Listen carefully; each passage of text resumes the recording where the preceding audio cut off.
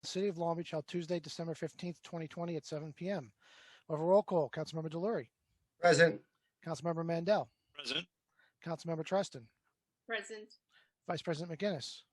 Present. President Bendo. Present. Let the record indicate the presence of City Manager Donna Gaden and Deputy Corporation Counsel Richard Berrios. So now a salute to the flag. All right.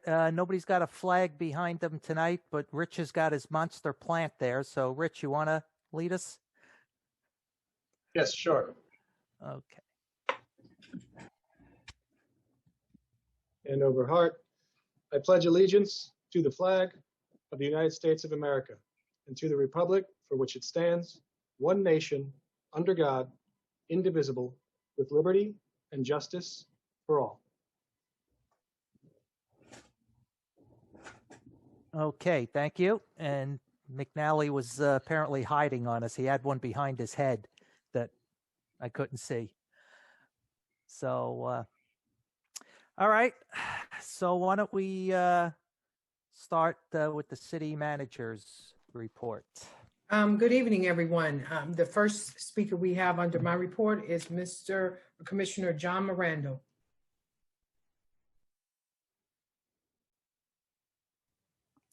John, go ahead and unmute. Okay, good evening. Good evening. I guess as everybody is hearing on the news ad nauseum, we're expecting a possible heavy snowstorm, which may include some sleet mixed in.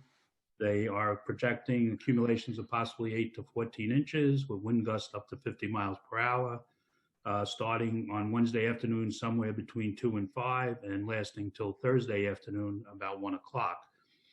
On this past Monday afternoon, the city manager held a storm prep meeting with all the staff who will be involved in responding to this event and asked that I give a few reminders to all our residents.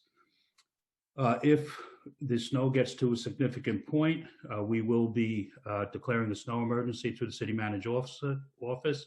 If a snow emergency is declared, everybody should remember that the following streets are emergency snow routes: West Beach Street from Nevada Avenue to Grand Boulevard, West Park Avenue from Nevada Avenue to New York Avenue, west side of Maryland Avenue from Park Avenue to Beach Street, west side of J.J. Evans Boulevard from Park Avenue to Pine Street, Shore Road from Long Beach Boulevard to Maple Boulevard, East Pine Street from Neptune Boulevard to Curly Street, and all should be reminded in any snow event, no parking should take place on the canal bridges on Pine Street.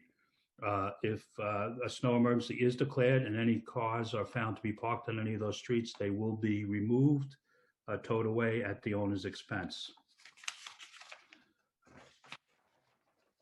Just some reminders for our residents to make some safety tips to make it easier for our people to remove the snow. We'd ask the following: please shovel the sidewalks in front of your home. If you live on a corner, please shovel an opening from the sidewalk to the street so strollers and wheelchairs have sidewalk access. Don't shovel or blow your snow back into the street. If you hire a private snow removal company, be sure they do not deposit snow on public property. Clear a space for trash cans so sanitation workers can access them. If you have a storm drain near your home, keep it clear of snow, ice, and debris so melting snow will be able to drain. Clear away snow and ice from fire hydrants so the fire department can access them in the event of an emergency. And please refrain from parking within 15 feet of an intersection to allow plows to make the turn. We don't want to be taking anybody's mirrors off. In terms of notifications, just as a reminder, residents can visit www.longbeachny.gov/LBReady or call 705-7414, and you can register your cell phone or your home phone number to get snow emergency updates. Can you repeat that number again, please? Sure. The number to call is 516-705-7414, or visit the website and at www.longbeachny.gov/LBReady, and you can register your cell phone or your regular phone number to get snow emergency updates. We did review our snow plan, which has been updated each year. Our staff in beach maintenance and street maintenance are ready and to go and to handle whatever this possible storm brings us. Generally speaking, when the snow starts, if we're under the 2-inch or 3-inch mark, we will be out there sanding and salting to keep the roads from icing. Once we go over 2 inches, we bring in the plow crews and start plowing the streets. We do the emergency routes first, and then we get to all the side streets. And the last thing that we can get to is the boardwalk. It's important that we keep all the streets clear first for emergency access in the event of a fire or an aided case or a police activity. And we expect to have no problems getting through it. We're all ready and prepared. And that's all I have on that.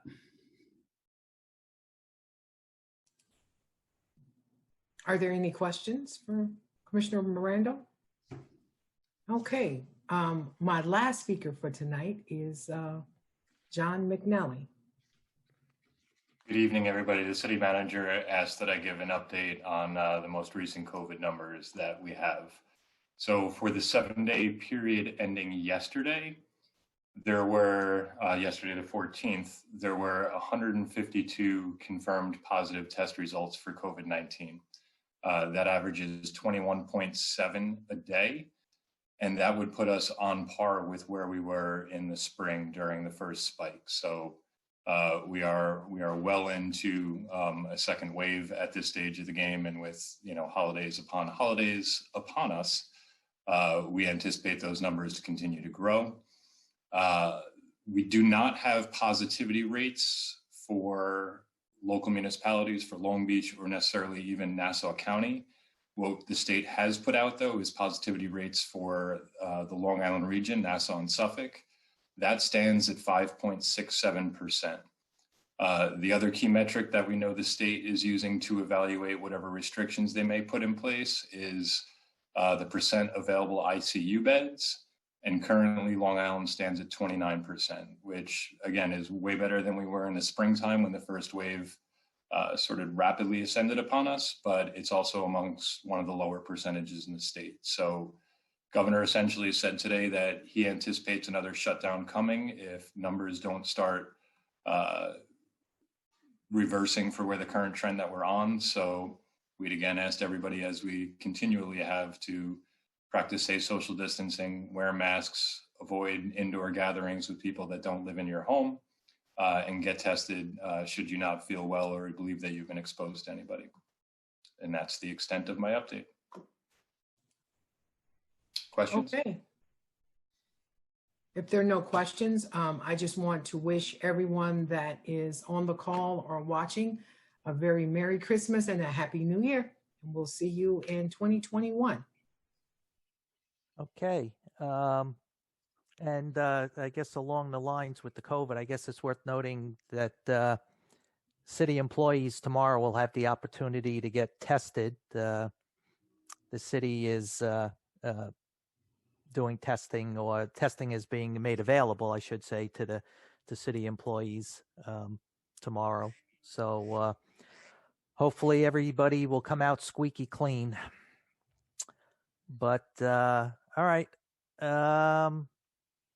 I guess, Karen, you had something you wanted to bring up? Yeah, I just had a quick announcement. Thank you, President Bendo, for allowing me this opportunity. My friend Debbie Becker from Long Beach made me aware of this program that I would like to share with all of you. The Long Beach Pharaoh Rescue Project was recently created by the Long Beach Animal Shelter / Posh Pets and the City of Long Beach Police Department in response to a growing need in our community: the humane care and rescue of feral stray cats. In the past 15 years, a group of Long Beach citizens and the Long Beach Animal Shelter have spayed, neutered, vaccinated over 1,000 cats and kittens. The Long Beach Animal Shelter is a no-kill shelter. This newly formed feral rescue project now needs the help of you, our Long Beach residents. We are seeking volunteers to help with trapping, transporting, feeding, building shelters, fundraising, and community outreach / education. It is vital to educate the people of Long Beach about this humane alternative and permanent solution to cat suffering and overpopulation. We welcome hearing from any person, business, and organization that can help. Please reach out to lbeachferalrescue@gmail.com. All this information will be posted on the city's website and Facebook page tomorrow. So together, we can find home for kittens born in the wild and provide humane care for cats in need. So thank you very much. Okay. Thanks, Karen. John, I want to, Yes. I said Merry Christmas. I also meant to say Happy Hanukkah and Happy Kwanzaa. Yes. So, to everyone. Yes, it's actually Hanukkah right now. So,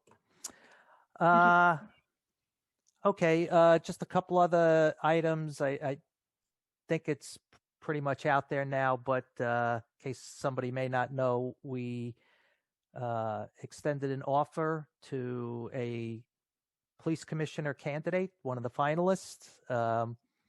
They have accepted and will be starting next month, and that is Ron Walsh.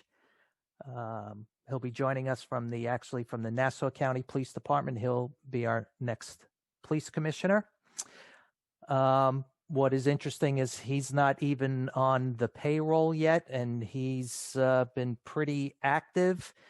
Some of you may have read that the city had an issue with a data breach and potential data breach, and our incoming commissioner kind of sprung into action and brought us in a bunch of resources to help deal with the issue. So I'd like to say he's earning his pay, but he's not even getting paid yet, and he's already working. So he's been a great help during this issue. And the other thing is, because I know this is another topic some people are following, at least on social media, it seems to be a buzz. MLK, the city, the MLK Center, the city, and the representatives from the MLK Center, Inc., which is the nonprofit that does programming in there, will be meeting Thursday, hopefully to finalize the lease and work with them to get them their programming started up again.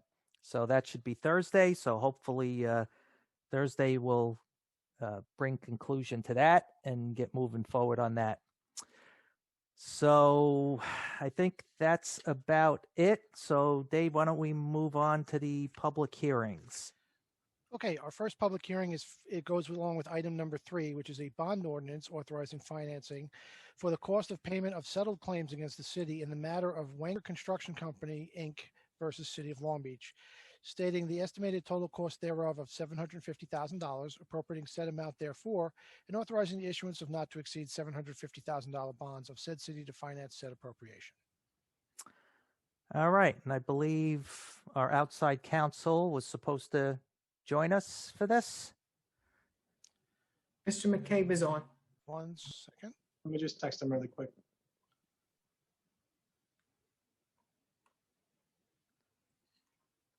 No, he is on. I just asked him to unmute.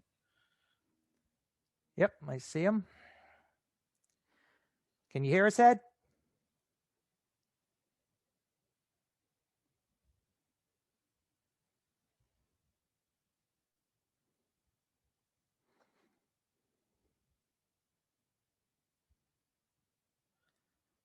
I believe he's having some sort of audio issue. Oh, there we go. I see a microphone on him now. Hello?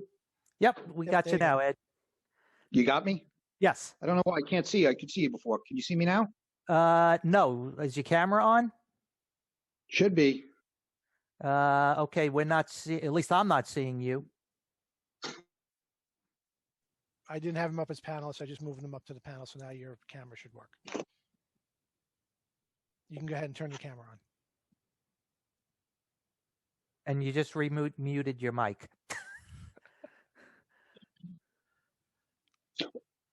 I'm actually, due to unforeseen circumstances, on the phone tonight, so. Oh, okay. All right. So I guess we're not gonna see you then. You're not going to see my lovely face. Okay. So could you just obviously you know what you can and can't say, but can you just explain to our residents what this was about and what we're doing here? We're proposing to do. In essence, what we have is a lawsuit involving the rehabilitation of the firehouse, which was done approximately 12 years ago. The lawsuit's been pending basically for the last 11 years.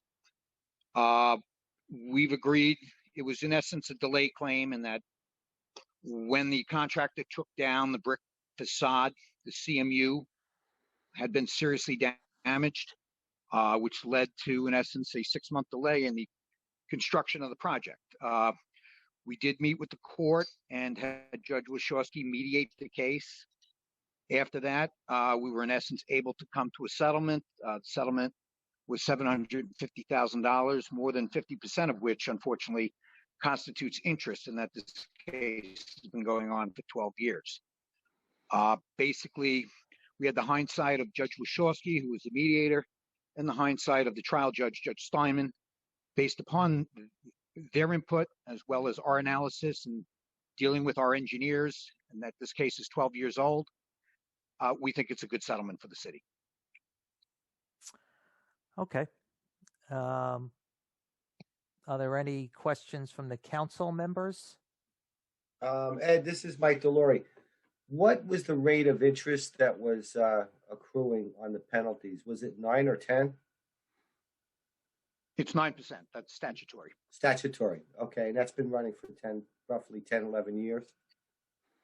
Yes. So that's in essence led to, it's been over 10 years. So it's led to a double of the settlement. I mean, the exposure that the city now faces, if everything was to go wrong for them in this case, is close to $2 million. Okay. Thank you. All right. Any other questions from the council members? I just have a quick question. Mr. Lester asked at the last meeting what were the total legal costs for this case. Did he receive an answer? I did not give him an answer. If he requires an answer, I will give him that. Okay. Also, Karen, not too long after that, that's when we had our computers go down for 2 weeks. So we will get an answer to Roy. All right. Any other questions from council members? All right. Hearing none. Dave, who's first? Roy Lester. Of course. Go ahead, Well, Roy. come on, Roy. Okay. Yeah, I thank you, Karen. I am a little disappointed I didn't get an answer to that. I asked that after the computers had gone down, and, that nobody knows basically off the top of their head what, we're settling this case and we don't know what we paid in attorney's fees. It's kind of offsetting. And also, I appreciate Mr. McCabe's explanation, but I keep going back to the appellate division where it basically said that the city wasn't at fault, and that the delay, it just seems that the city had a really good case. But as Rick said last time, I don't know everything. It's just all the appearances are that the city had a really good case, and and the fact that we had to pay interest on a settlement, that kind of blows me away. If you settle, you settle. You don't give them the interest then too. But regardless, what I'm trying to figure out though is why we have to bond. And I know it's a lot of money, but if you look at our budget, we have this thing called the Risk Retention Fund. And it's defined as a risk retention fund, accounts for transactions and reserves set aside by the city to provide for self-insurance programs related to workmen's compensation and general liability claims, which this certainly sounds like one of those claims.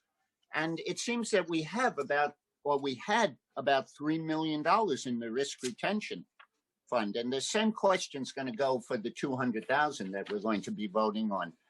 Why would we have to bond if we have that money in risk retention? And isn't this exactly what risk retention is for? Dave, if you can move Ina up so she can answer it. And Roy, I just want to make you aware because you said that the computer system went down, and you asked a question after it went down. It just came up for everyone on Saturday. Okay. That's why you didn't receive an answer, because it just came up and everybody went back to work yesterday, and everyone's catching up from 2 weeks worth of work. All right. Is Ina gonna? I will. Can you hear me? Yes. Yes. Hi, good evening, everyone. So I think that Roy, you're talking about the risk retention fund. I think you're making an assumption that the whole $3.7 million that is budgeted in the risk retention fund is available for the settlement of cases like this.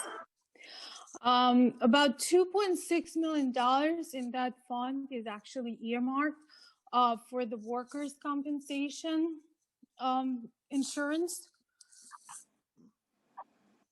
So, And Ina, yeah, so go ahead. just so I understand, you guys knew about this case for over 10 years and you didn't put money in the risk retention fund for Well, any type of contingency like this? okay, so this is a reserve that the city is budgeting for. On one hand, you want to budget as much as you think is conservatively prudent. On another hand, you budget as much as you think you can afford, right? So we budgeted about $440,000. I have to tell you that me personally, I was not aware or advised that a settlement of that magnitude is going to be coming our way. And this money would have to come from somewhere, right? So this fund does not get funded by itself, right?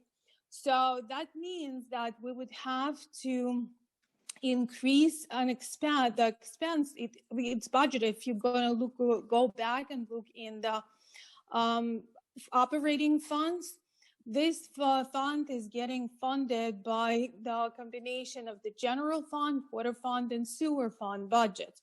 So that means that if we had to include almost $1 million as an expense here, right, we would have to raise almost $1 million of revenue in other funds. And we can go back and discuss like what's prudent and what's conservative and when the settlement was expected to take place and things like that. But I think that's my answer. But we knew we were going to have to pay it. I mean, it's when we bond, we're still going to have to pay the money, only now we're going to have to pay interest on it. Okay, listen, that's your answer. That's your answer. Well, Roy, yeah. this is Mike Delory. Yes. This case has been going on roughly about 10 years. Yes. So I know what your point is, that why didn't the other administrations put money aside to reserve this possibility? I realize your point, but I'm looking at people on this video, and most of us weren't even here during this whole episode. It's a very simple answer. When the budget was developed, we didn't know this was coming. This settlement was coming. We didn't know. So. But you knew it was out there. The same with the Haberman. You guys know it's out there. But Roy, this case has been going on for over 10 years. So then we could have budgeted for it. Previous administrations could have budgeted for it 8 years ago or 7 years ago. Absolutely. Would have been the prudent thing to do. Put a little bit aside every year. It would have been, but they did. Okay. So then you're proposing we raise taxes for what might happen. Or spend less money, maybe, John. And put money aside for things you know are coming down the pipe. Okay. All right. Thanks. All right. We'll talk to you again in a second. So Yes, absolutely. All right. Bye. All right, Dave, we got anyone else? Yes, Eileen Hessian. Okay. Hi, Eileen. Go ahead, Eileen. You can unmute yourself. Can you hear me? Yes. Yes. Okay.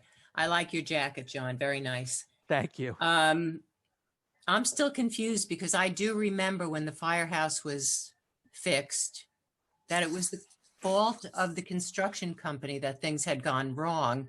And according to what Mr. McCabe said tonight, it seems like they did some damage and then they delayed fixing it, and we are at fault? I'll let him answer. No. Thank you. Yeah, no one's at fault. What happened was when the brick facade was removed from the firehouse, the cement block, which was found to be behind the brick, which was not to be removed and replaced, was found to be totally substandard. Okay? At that point in time, the city DPW under Mr. Kevin Mulligan, who was DPW director at the time, did not direct the contract to proceed, which is what he should have done. Okay, now when delay is not found to be the fault of the contractor, which it's not here because he found an unexpected condition, the way the law works is it's now attributable to the city. The city went back and forth with the contractor for nearly 6 months for directing him to proceed. So at a minimum, as the trial judge Steinman said, being aware of this case, we have a problem for that 6 months. Now, there were other issues that arose on the job, and there are claims that went back and forth. However, for that period of time, which was 6 months, which, we have a daily carrying cost of interest for those damages for the last 10 or 11 years, we were going to be found liable on. Now, there was a claim that we somehow got a favorable decision in the appellate division. I thought I heard that. We got a claim on a very small claim for unapproved change orders, which was for, I think, approximately $70,000, which was dismissed based upon contract language. So we did win that claim.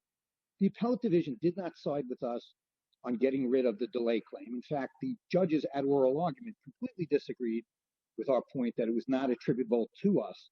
So again, just based upon the claims that are left against us, and keep in mind in this settlement, the last bill that Wenger was supposed to be paid under the contract, the last requisition, was never paid.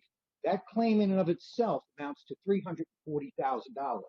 That's not an issue. We kept that money. I think at the time it was $150,000 or $160,000, and with doubling it, that's where you are on that claim. That's a requisition that the city can't deny that it did not pay. So on the delay claim, in essence, the case is really being settled for about $300-something thousand, $300,000, $350,000. But then we got the interest on it. Well, no, that's with the interest. Right. With same as Haberman. This case is settling for $350,000, $375,000. This case, what's the $750,000 then? $750,000 is the interest. You're taking Oh, anything. okay. So the interest. Why do we let these things hang on like this? And I know, Mike, you said it's not your fault. I get it. It's not your fault.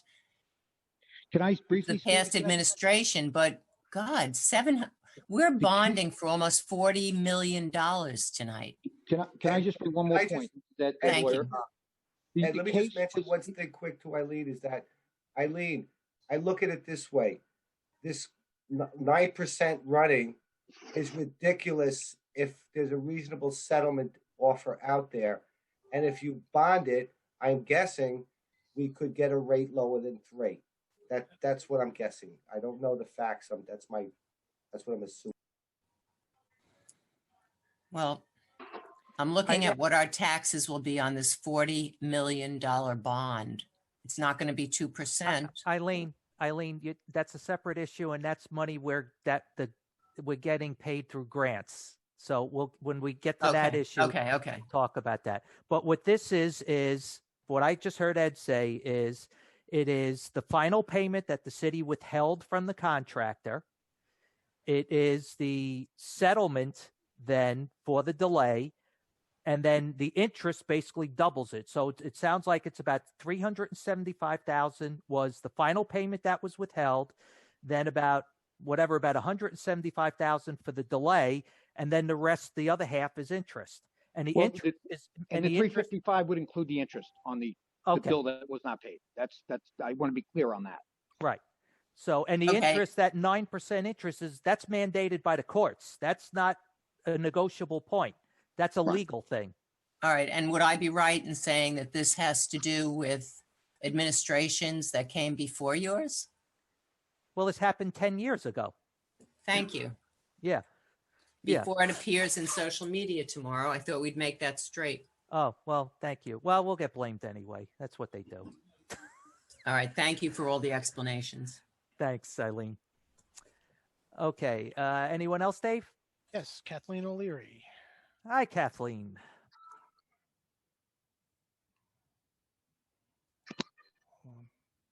Oh, we got a picture of Kathleen. All right.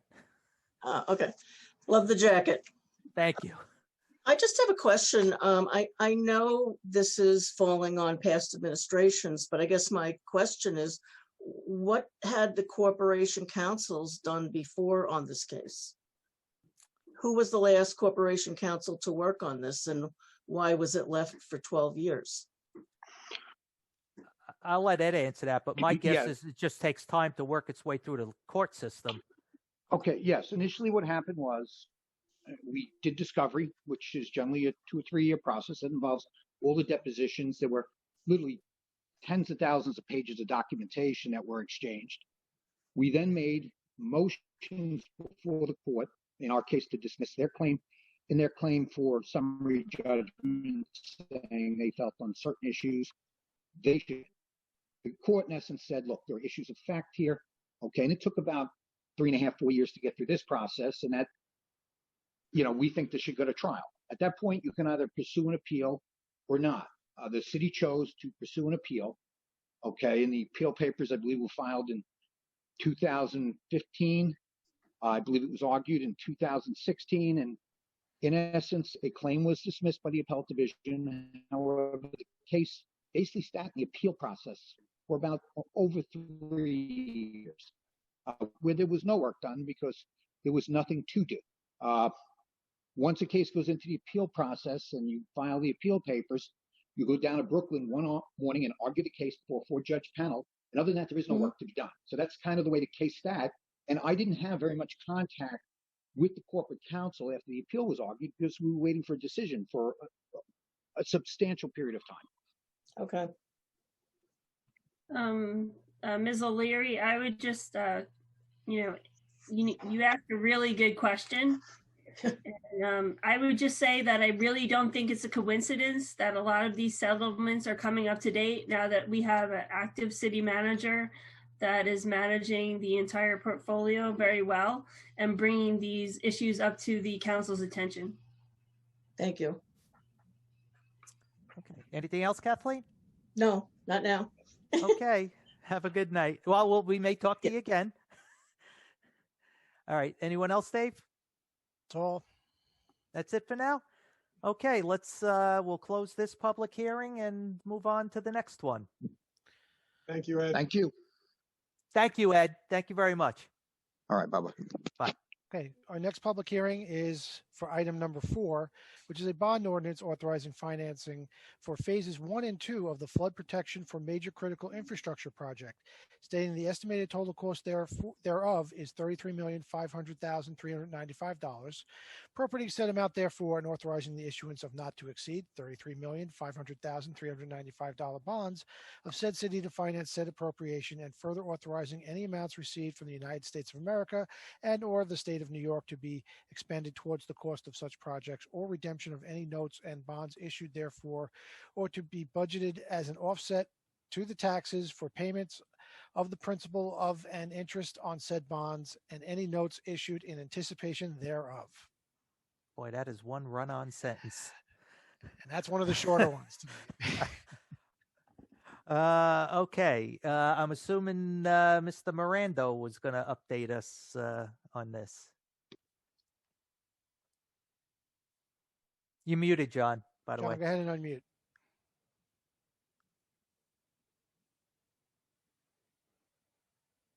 Okay, so this is the critical infrastructure bulkhead project that's going to put a bulkhead to the base flood elevation from the wreck property all the way past the wastewater plant, the water treatment plant, the Long Island Railroad, the Long Beach Bridge, and run up past the tennis bubbles and connect to the bulkhead at the South Nassau Community Hospital property.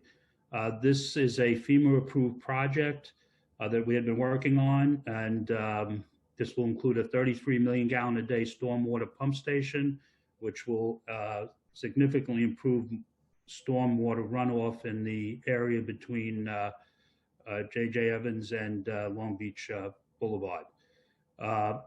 On May 14th of 2019, we got final approval to go ahead and bid the plans from the New York State Division of Homeland Security and Emergency Services, or DISHES, who represents FEMA here for that, in the amount of $20 million for both engineering and construction.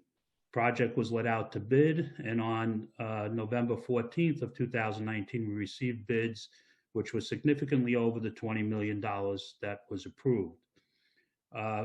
Myself and Joe Fabrizio negotiated with the sole bidder to reduce the cost by $1.6 million. We then submitted a request to DISHES, or the Department of Homeland Security and Emergency Services, to show that even at the increased cost, the cost benefit of the project was still a positive, meaning that the benefits far outweighed the cost of the project. And then on October 29th of this year, through FEMA and through DISHES, we received approval for the project for an amount of $33,560,395. And while we have to issue a bond notice for the full amount, the way the contract will work with FEMA is this will be about an 18-month project once it's awarded. And when we submit bills on a monthly basis to FEMA, FEMA will reimburse us as the months go by, as opposed to waiting till the project's completely done. So in our estimates, we'll probably end up doing a ban for the 18 months and maybe total not to exceed about $10 million. But we do need to issue the bond authorization for the full $33,560.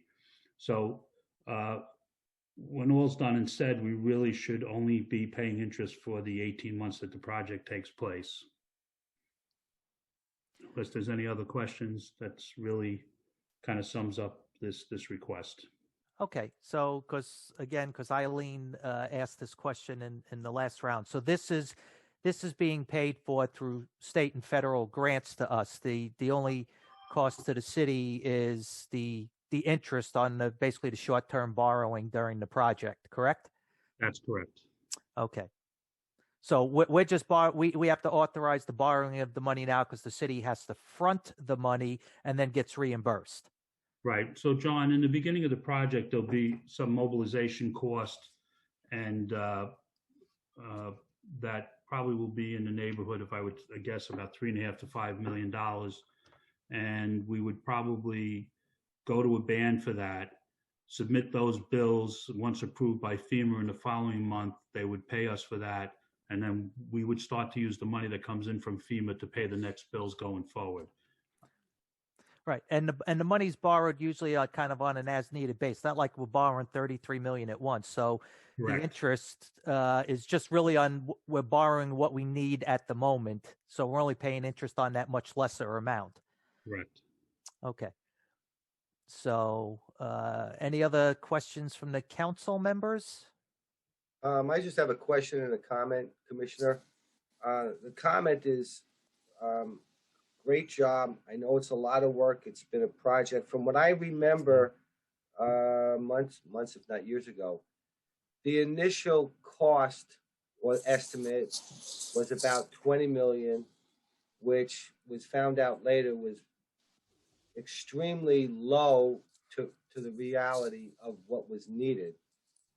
And therefore, I'm guessing you and Joe Fabrizio and others had convinced the FEMA and DISHES of why the project is approximately $33 million. So if I'm correct on that, I just want to thank you for that. And the other is, this is the North Park area basically flood protection, and it will be at the height that's the base flood elevation, similar to where the other heights of the bulkhead are? That's correct. It'll be designed, it's designed already to the 100-year base flood elevation. But not only will this in a major storm, but even during significant rainfalls of 1 2 inches, we get significant flooding in the North Park area, particularly down around the MLK Center and the J.J. Evans in that area. Having that pump station there will keep those areas from flooding during these, significant normal rainstorms, being, above and beyond worrying about hurricanes and storm surge. Thank you. All right. Any other questions from the council members? Yeah, I just have a few questions for Commissioner Miranda, please. Okay. Commissioner Miranda, basically this project was already approved as part of the capital project plan. Is that correct? Well, it was approved at the $20 million level. So there will be a request to increase the capital budget also, just for record keeping purposes. By the 13 million? By the 13 million. I believe we did that at the last council meeting. Okay.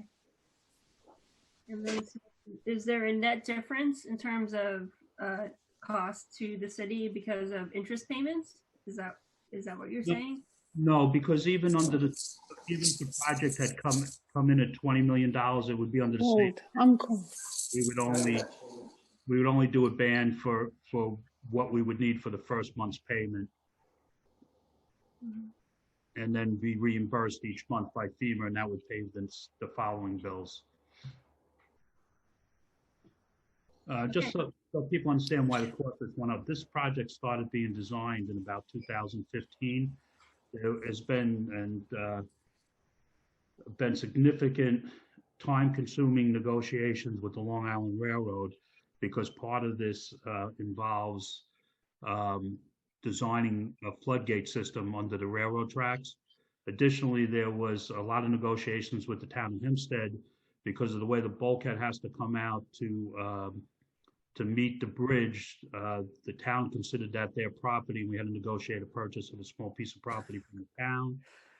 And in addition to that, we had to work with National Grid because, as you know, as part of this bulkhead, they have a significant 48-inch high-pressure gas main that runs through Long Beach that feeds about 500,000 people. So, and that was one of the reasons we had such a high cost-benefit analysis.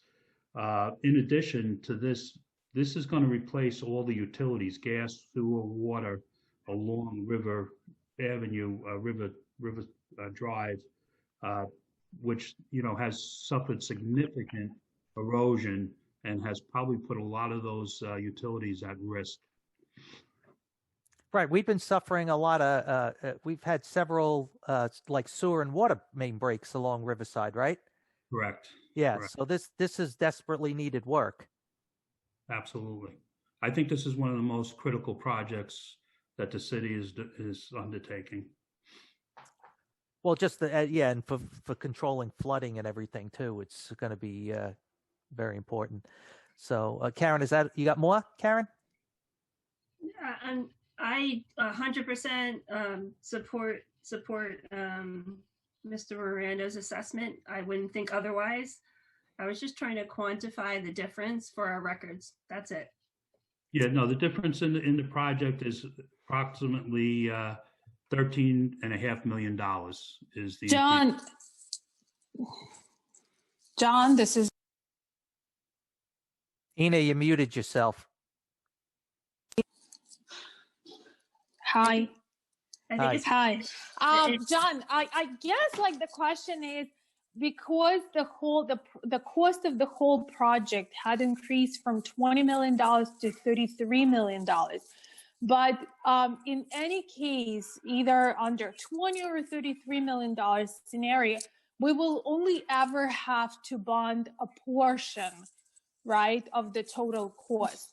So That's will correct. right. So did the portion that we have to bond increase from the 20 million scenario to the 33 million scenario? Other words, like, did we have to borrow $5 million if it would be $20 million, and now we have to borrow 7, or that whatever you call that phase when you have mobilization phase, and that's basically what we're going to be borrowing for. That didn't change.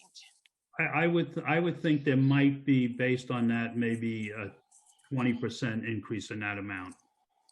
Okay. Just based on the overall project cost. Once we award the contract too, we will get a schedule of values from the contractor. Once we have that schedule of values from the contractor, we'll have a better feel for how the building is going to come in. And Mr. Miranda, that's an assessment that I could totally understand and support. So thank you. You're welcome.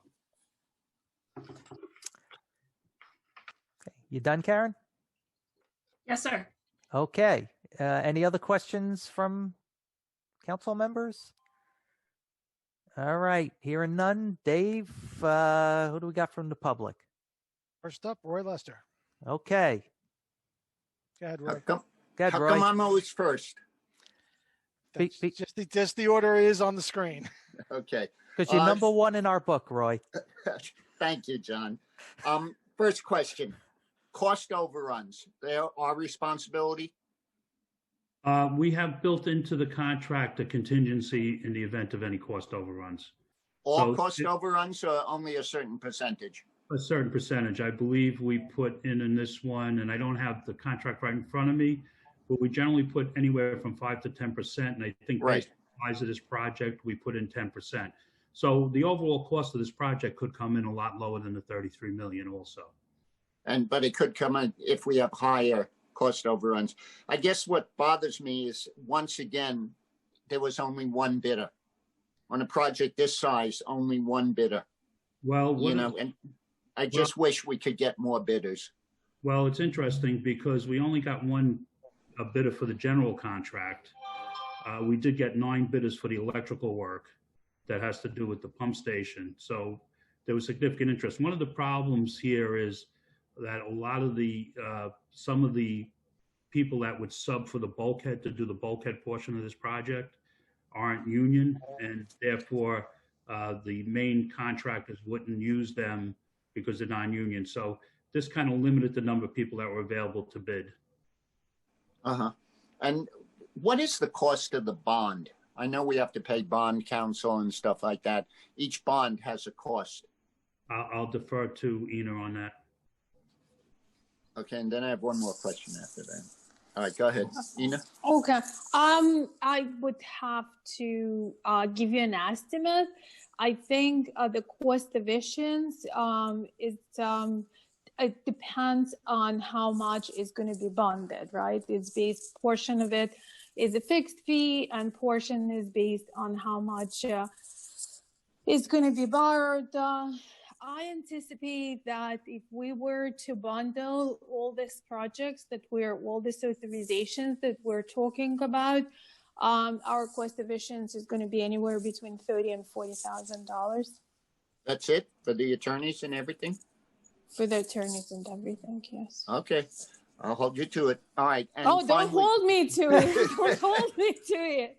No, as I said, it's my estimate. Okay. And finally, in the capital improvement plan, you said capital projects for 2021 will include $39,944,400 in FEMA and other grant funds. Was that including the 33 million, or is that including the 20 million? That included the 20 million at that time, Roy.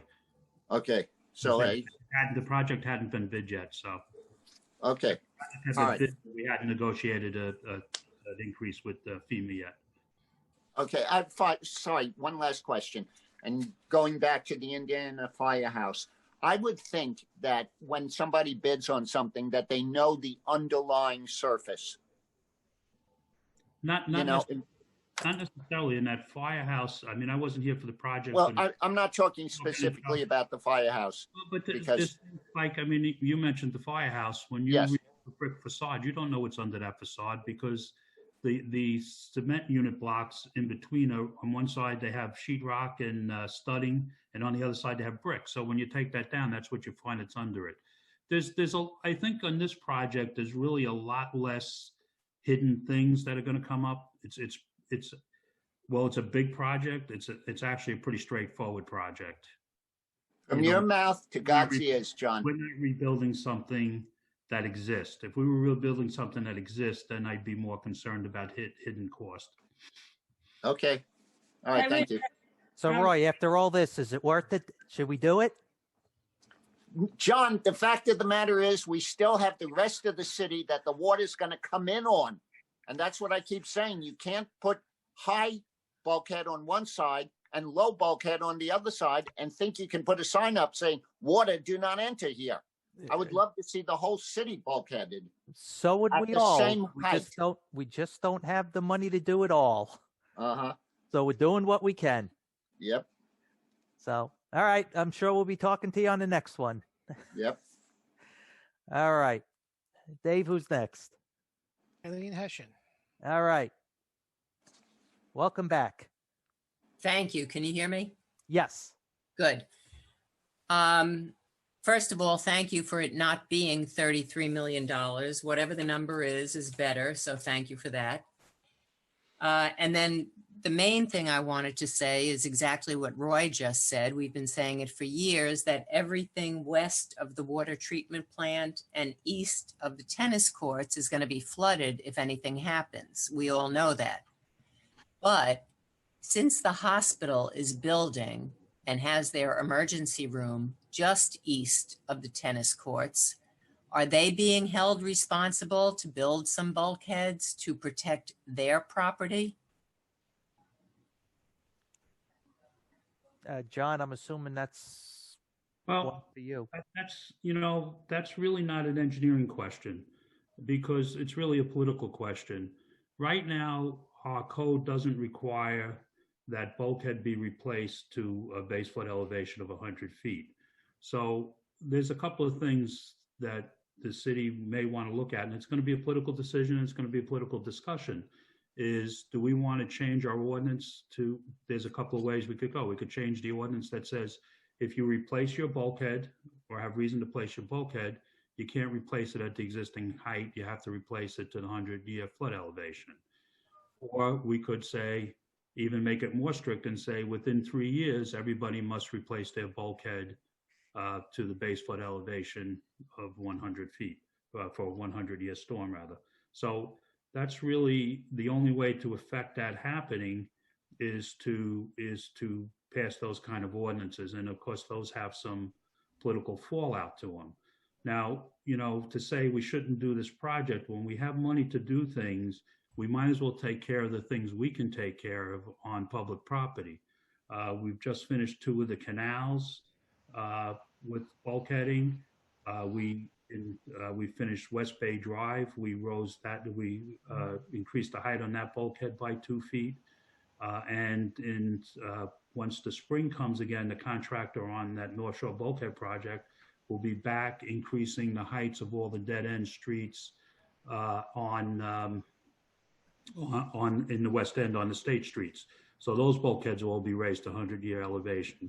In addition, we have a drainage project that's going to go out to bid in the next week or two, which is being funded by GOSER, which is going to improve the drainage in the area of West Park Avenue between Nevada and New York. And that project is going to have also a similar pump station to what we're doing down on Riverside.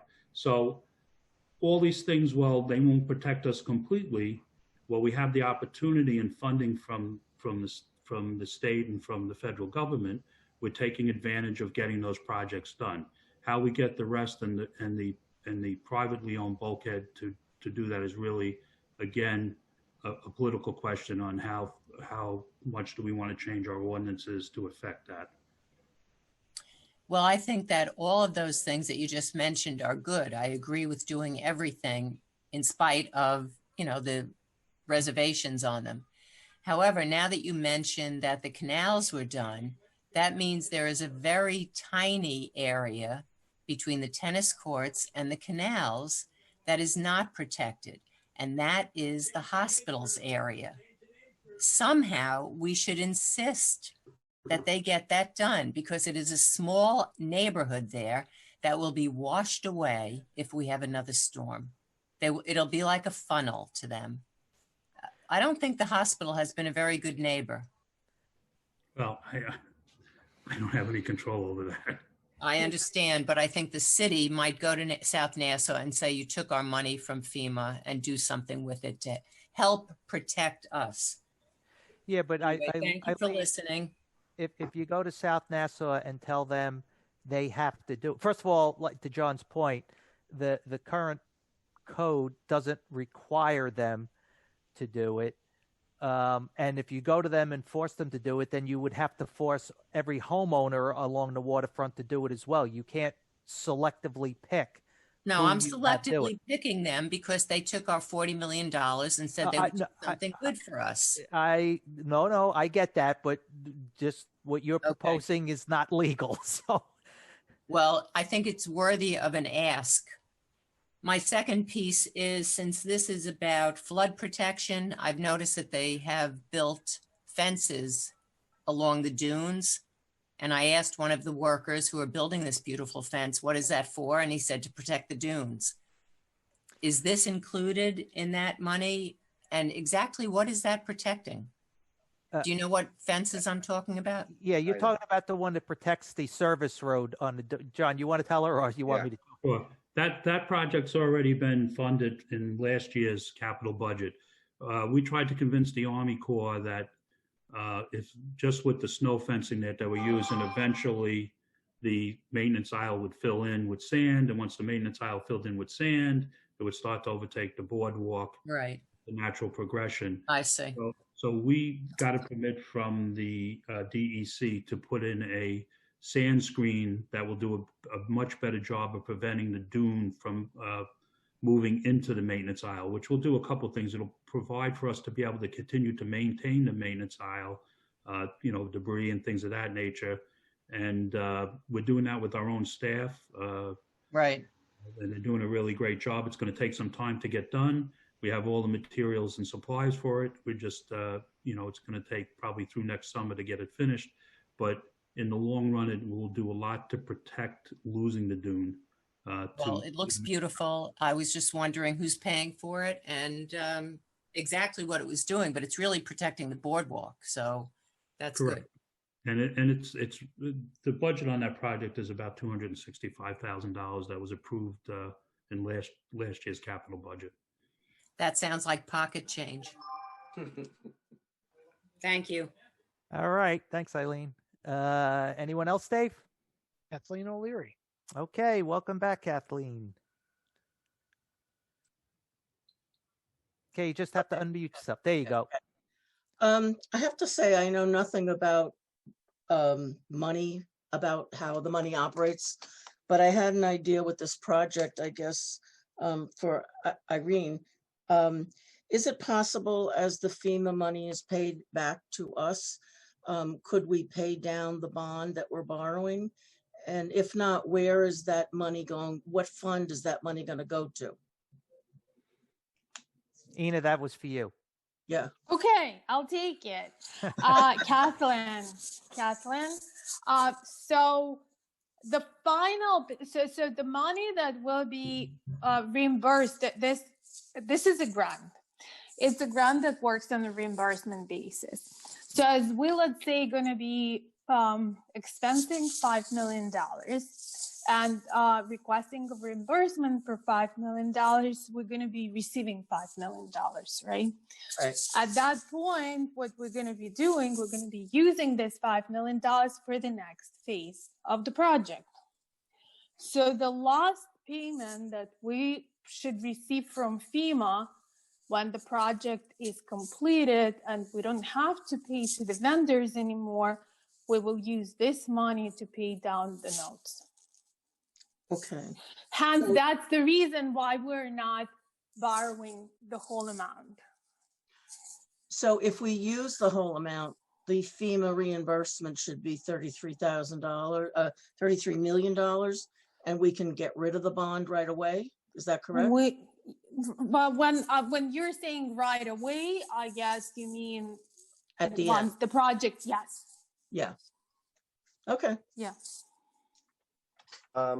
Ina, this is Mike Delory. Hi, Mike.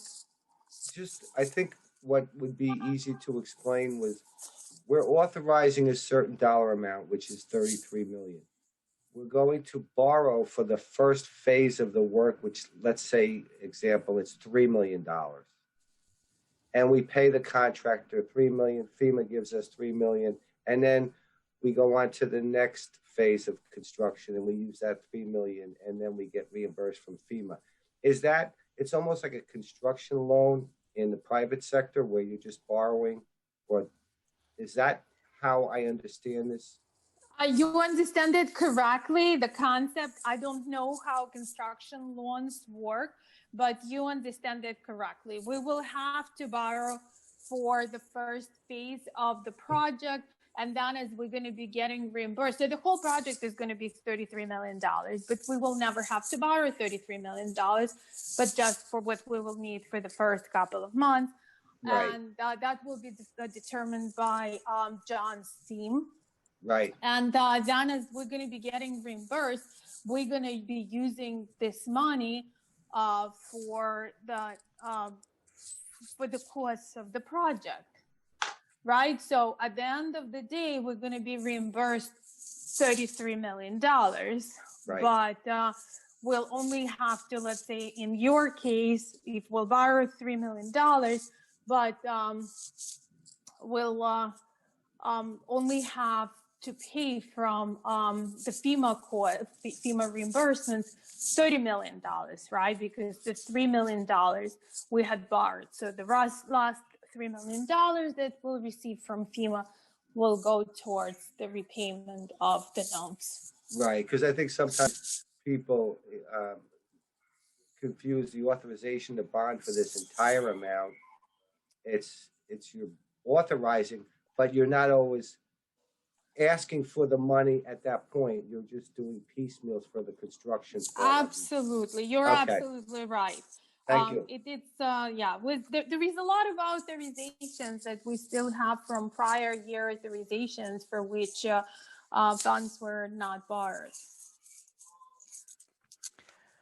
Okay. Anything else, Kathleen? No, I'm just wondering, could some of that money from, we had done this in the past, could some of those bonds that we haven't used all the money on be used to cover some of these expenses so we don't have to bond as much? Basically, we can, but I would have to go to jail. This would be against the municipal finance law. When you see how much of the discussion we have over each project, so you cannot borrow money for one project and divert the funding to the other projects. Okay, I would not want you to go to jail. No, I don't want to go to jail either. Thank you. Sure. All right. Thanks, Kathleen. You're welcome. All right. Anyone else, Dave? That's it. Okay. So let's close that hearing and move on to the next one. Our third public hearing is for item number 5, which is a bond ordinance authorizing financing for various capital projects in and for the city, stating estimated total cost thereof of $6,330,000, appropriating said amount therefor, including the expenditure of $1,450,000 expected to be received in state or federal aid, authorizing the issuance of not to exceed $4,880,000 bonds of said city to finance the balance of said appropriation, and further authorizing any amounts received from the United States of America and or the state of New York to be expended towards the cost of certain of such capital projects as indicated herein, or redemption of any notes and bonds issued therefor, or to be budgeted as an offset to the taxes for payment of the principal of and interest on said notes and bonds. Okay. The next goal is going to be get you to read these in one breath. Yeah. Okay, so this is what was approved in the capital plan.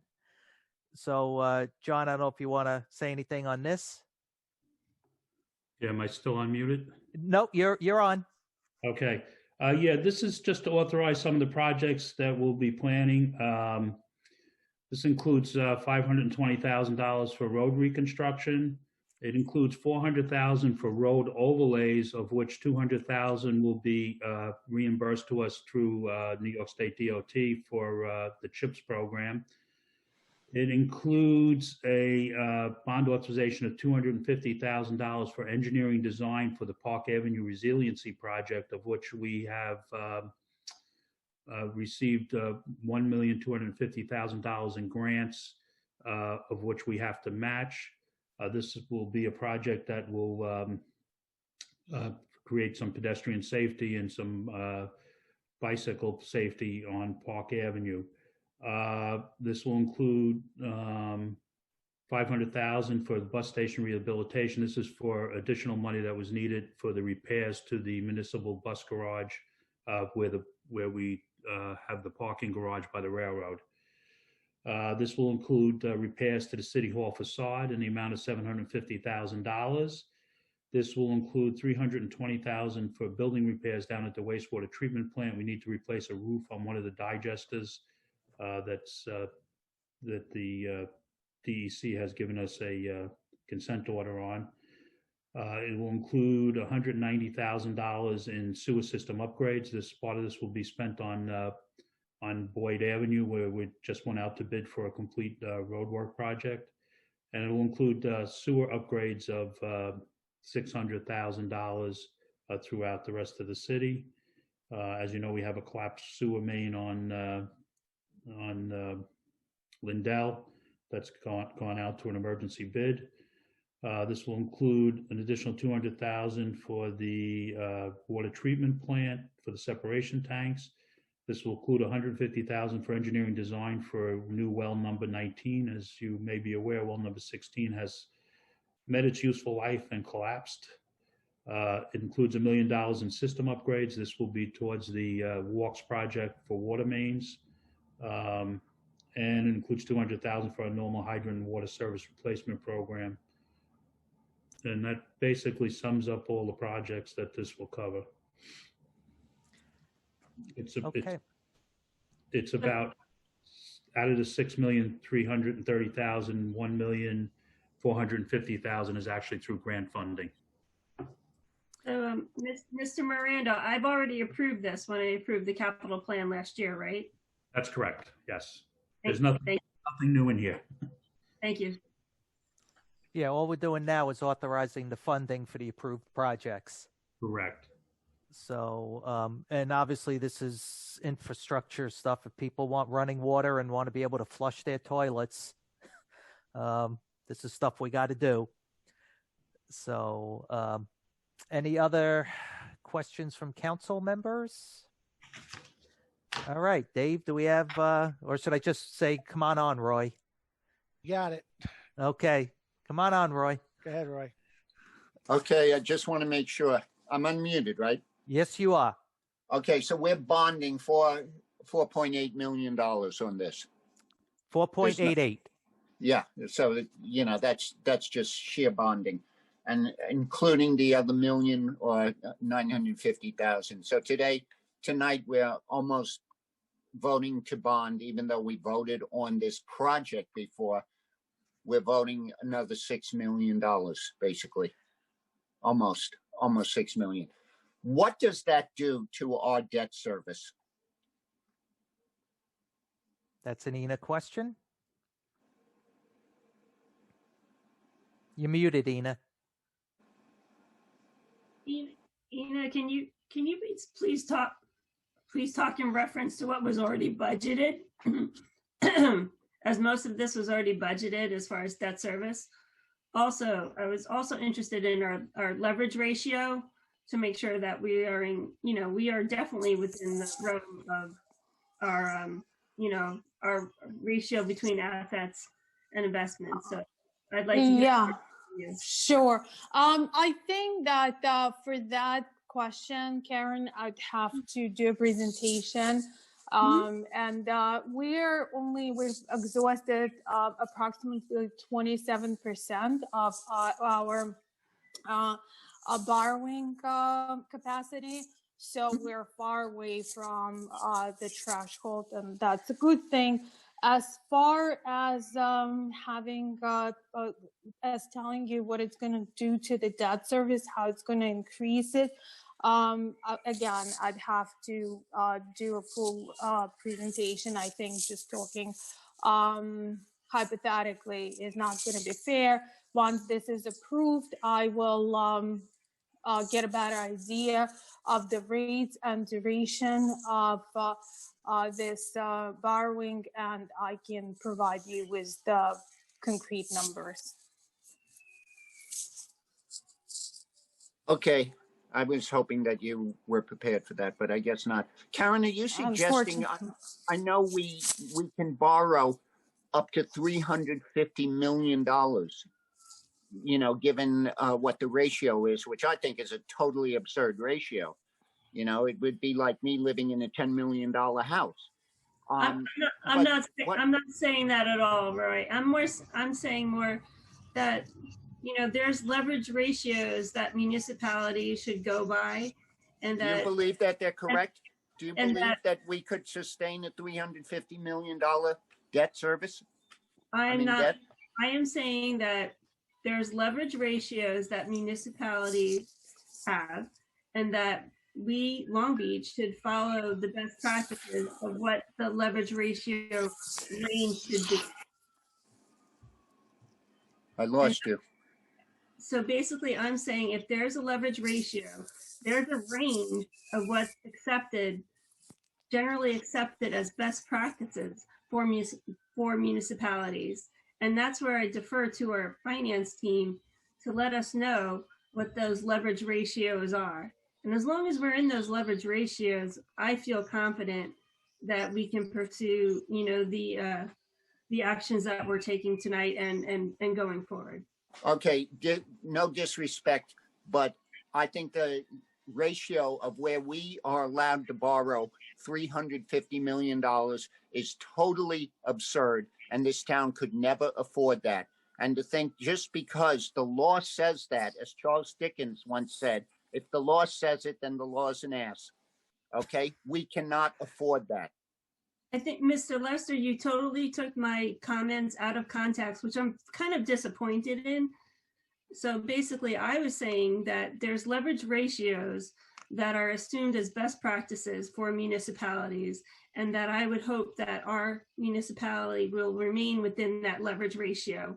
I had nowhere in any way said that we should be at 100% of a leverage ratio. And the fact that you, of all people, say that I think that that should be the case is very disappointing. Well, I'm glad to hear you saying that you don't think that's the case, Karen. That's all I'm asking. Thank you. You know that to be the fact, Roy. So I'm disappointed you thought otherwise. All right, yeah, all right. Let's move on because we got a long way to go in this meeting. So, Roy, you done? Yeah. Okay. All right, we'll talk to you on the next one. Dave, anyone else? John Miranda has his hand up, but John, is that up? Yes, if I'm on. Yeah. Yep. Just wanted to point something out on and just to support what Karen is saying. What we've been trying to do for the last 3 years with the capital budget is we've looked at the debt service that exists for the capital planning, and we've tried to each year come under the amount of debt that's coming off the books also. So we've been staying away from, in previous years, we had, $10 and $14 million a year, $10 to $14 million a year capital budget. So what we've been trying to do is look at this. This year there was, $7 million coming off. I don't remember the exact number, but $7 million coming off on capital debt for capital projects. And we tried to come in under that, and we did with the 6.3 is come under that amount of debt. And that's the way we're trying to get the debt down on the capital project side. And Commissioner, this is Mike Delory. Sorry, John. I remember that vividly, and I'm glad you were here just to answer that, because this year we're paying off more debt than we are adding to debt. And I think the number was $1 million plus, but thank you for saying it. And I remember seeing it. So that's all I have to say.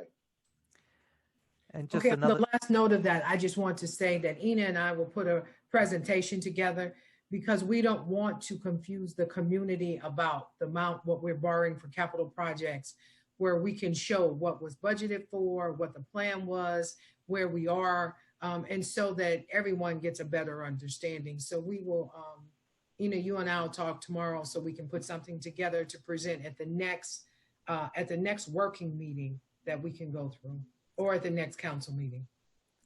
Yeah, and the other thing, the final thing I'd say that's worth just noting is one of the things we started doing different this year is we started putting things in the operating budget that for a long time had been going into the capital budget but should not have been going into the capital budget. It was sort of done as a way to, for lack of a better term, hide the true operating costs of the city by hiding things in the capital budget. And now what we're doing is we're putting things in the capital budget that belong there, and the things that should be in the operating budget are going in the operating budget. So, all right, Dave, anyone else? Nope, that was it. Okay, let's close that public hearing and move on to number 4. Okay, our last public hearing goes along with item number 6, which is a bond ordinance authorizing financing for the cost of payment of settled claims against the city in the matter of Herzl versus City of Long Beach, stating the estimated total cost thereof is $200,000, appropriate said amount therefore, and authorizing the issuance of not to exceed $200,000 bonds of said city to finance said appropriation. Okay. I guess I see Chuck's on. Chuck, can you, again, like we did earlier, just explain people a little bit about this case and what we're settling here? Okay. This is or was an action for personal injuries arising out of a slip and fall down steps that lead from the beach to a bathroom that is underneath the boardwalk, National Boulevard. There were allegations that the steps were not maintained correctly. There were allegations concerning the placement of showers near the steps, which got them wet. And there were allegations regarding the inadequacy of a handrail. These were issues that, raised a question of fact in the court's mind. We had moved for summary judgment, received a decision not very long ago, actually, denying that motion. The injury sustained by Mr. Alon was a shattered patella that required open reduction and internal fixation surgery. He went to perhaps one of the preeminent orthopedic surgeons on Long Island. We had him examined by a physician as well, another very well-respected orthopedic surgeon, who and that surgeon's report is reflected in our evaluation of the damages. Mr. Alon had a nice recovery, if you can call it that, but he does have residuals, and he will, end up with arthritis through the years that will continue. He had a loss of range of motion that can be considered permanent, and he had the pain and suffering that goes along with having your kneecap shattered and put back together with wire. This was a case that, in our estimation, may have been, we may have prevailed at trial. There were triable issues that a conservative jury in Nassau County may have felt that the city was in the right and that it was not the city's negligence that caused the accident. On the other hand, we had to deal with the fact that his injury is a substantial one. And, I did legal research concerning values that the appellate division has pegged for these type of injuries. And we felt that the injury's value itself was somewhere between $500,000 and $750,000. There was also the fact that juries do what juries do. They don't research appellate decisions. They simply go with their gut, and a runaway jury could have awarded this gentleman over $1 million. I don't think that would have happened, and I think that's reflected in the plaintiff's acceptance of the sum that we did come to an agreement on. This case was conferenced with Judge Bruce Cousins in the Supreme Court, New York, several times, and this is where we are. Okay. Any questions from the council members? All right. You may as well just bring Roy back. Well, first is Eileen Hessian. Oh, she beat him out this time. She beat him out. All right. Go ahead, Eileen. You muted, Eileen. I tried very hard to beat Roy out. I was very against this. I was going to say, who is this guy and what is he suing us for? But I appreciate the explanation.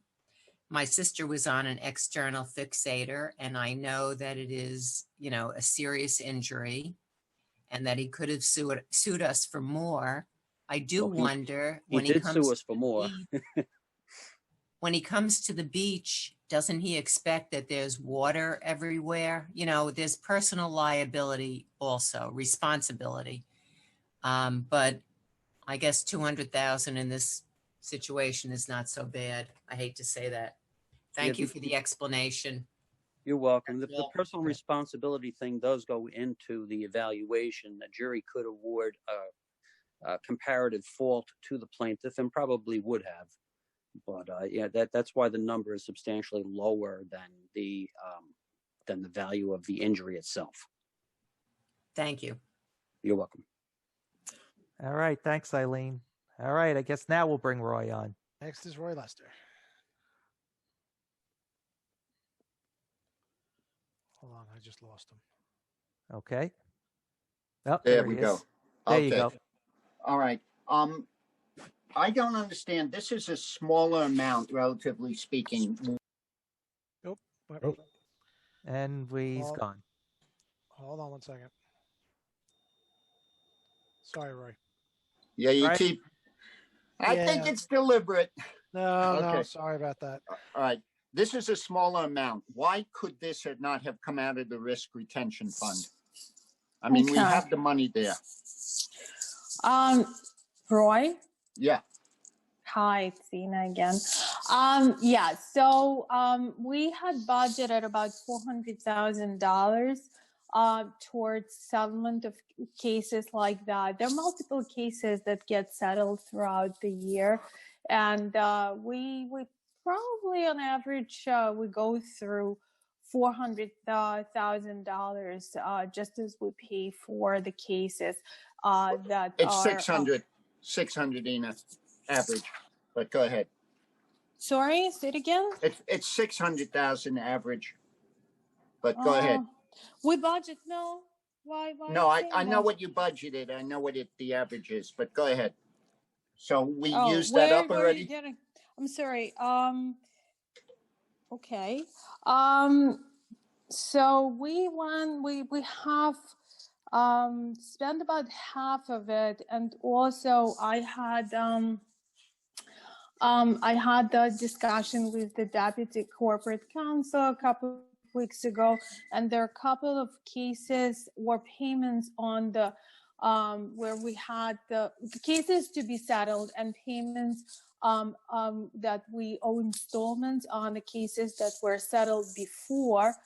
That would add up to $100,000. So that would leave us absolutely with no funds in remaining through the end of the year in the judgment and claims insurance reserve. Okay. And I guess my objection is this again goes to debt service. Now, can you explain to me why Michael said we have reduced our debt service? I clearly heard that. And yet the budget says that we increased our debt service by $633,000 this year. And I don't know if that's including the 4.2 million we had to borrow, and the other money we had to borrow for the payouts. I don't know the actual debt service. I will try to explain it now. As Donna said, we will have a comprehensive presentation for you next meeting. So there are two sides to the borrowing, right? There is a liability side, and then there is annual debt service. So In I only terms of asked the- about the annual debt service, Ina. That's because yeah, that's what comes out of I'm not us as sure. taxpayers. That's what comes out of our pocket. Mhm. So when Mike was talking about the annual debt service, was Mike talking about the annual debt service? I'm not sure Mike about said that. the annual debt service has been reduced this year. Mike was referencing the debt service associated with capital projects. Well, Correct. that's ridiculous. The debt service is debt service. Thank you, John, for the clarification. Roy, I'll be happy to explain it to you, but not tonight. And what I said was in the budget, what we proposed in the capital plan with the authorizations and the bonding that went to these projects, we were planning to pay down $1 million more in debt than we were borrowing. And I think it was, we were borrowing 6 and we were paying down 7. But the net result was about $1 million. Also, you had mentioned about the $4 million too. That was after, I think, the budget that we had prepared. Yes. So I don't see how we're going to be reducing the debt service this year. And like John just said, we were paying off things from the general fund in the construction fund, in the capital projects fund. So of course, if you move it over to the general, you're not really reducing the debt service. You're just reducing it on the capital projects. Isn't that true? Say it again. What's your question? I think what he's saying, because we put things in the operating budget this year that in the past had gone into the capital budget. The capital budget comes in lower because things that used to get put in there aren't or didn't this year. So that's probably an accurate statement. Yes, because a lot of it stuff is accurate statement. Right, a lot but of stuff was also, pulled out of the capital budget. But also timing plays a big part in it. So if we were to borrow this in February, there will be no payments made in this fiscal year for which budget we're talking about, right? The first principal payment will come the year after, so in February of 2022, and the first interest payment will come 6 months after the date that we'll borrow. So that specific borrowing will have no impact on this fiscal year debt service. I think the salient question is, Roy, I actually agreed with you when I looked at this when reviewing this tonight's packet. Do we borrow $750 or do we borrow $950 for the settlements? And I thought that's a really good question. I'm like, why can't we just pay $200 out of the general fund? But then I'm realizing is that this administration is working through all of the past legal issues that we've had, and that we're accelerating settlement of those issues, which in turn saves our legal costs on an ongoing basis, saves any potential interest for any future settlements. Therefore, I personally came to the conclusion that I was okay with borrowing $950 versus $750 for these two settlements. What is it going to, because we are going to save money in the long run by doing so. Well, you do that anytime you borrow money, to pay off a present day debt. But my question is, next year's debt service, I do not see it going down. But I clearly heard that that's what is going to happen. I can't see how you guys are saying that next year's debt service will go down. Roy, there is a lot of components of the debt service, right? So what we're paying now is the city in the debt service. We're paying principal and interest on the amounts that were borrowed 10, 15, 20 years ago. So as your principal amount might go down, your interest can go up and vice versa. So as I said, it's not, this is not a conversation that you can just have conceptually like that, because it really, to me, it's really would be misleading. And I'd like to have a presentation for you so you could see that based on the actual numbers. Okay? Okay. Thank you, Ina. Sure. Thank you, Ina. All right. You done, Roy? Yep. Okay. All right. Anyone else, Dave? That was it. All right. Let's close that public hearing. And Okay. as we move on to the agenda, Dave, I want to move item 10 up to first because we have someone that's been sitting on the phone waiting to explain that one. So, Okay. so we can get them off. Sure. So on to the regular calendar. We'll start with item 10, which is a resolution authorizing the city manager to purchase software services under New York State contract and to transfer funds. Okay, who we have on the phone is Al Perez. Al?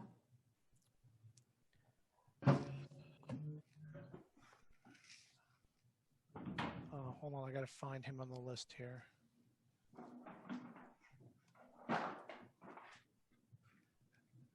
Okay, Al, was that you? I just gave the ability to talk. I think you're still muted, Al. And just so everyone knows that when we had the breach, Al, who has helped us tremendously, along with another company, to get a handle on everything. And this is for the city to move to Microsoft Office 365. I see Ron is on the phone. Ron, is Al with you? I know he's on. I'll allow him to talk. Hold on 1 second. Ron, go ahead. You're muted, Ron. Hi, everybody. He's with me. He's right next to me. Okay, go ahead, Al. Okay. What we did was, well, what would you like me to speak about? Explain why we're going to Office 365 and how it will help the city in the future. Okay, so Office 365 offers a great deal of security and scalability. It's something that just about every government, especially federal and state, they've all really done it already. So in terms of security and scalability, that's a definite with Office 365, as well as a great deal of functionality and things along those lines. I'll answer any questions. Also, financially, it's beneficial. You won't need mail servers anymore. There'll be cost savings as well as a benefit. And what we're asking for is, it's a 3-year contract and it's a government contract. The total is $71,238.96. It's $23,747 per year. That's right. So what that is called an enterprise agreement, which is offered especially to governments. And that's what those costs would be for that EA. This is Karen. Yes.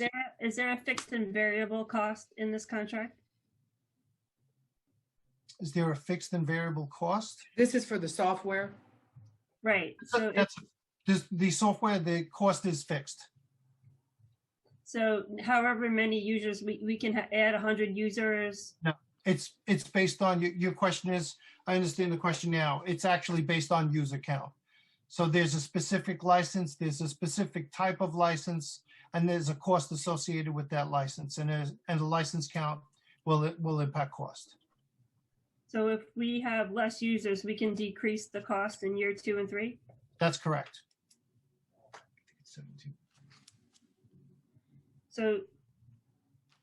So even if we approve it now and we end up with less users, the cost can decrease in year 2 and 3, right? That's correct. That's correct.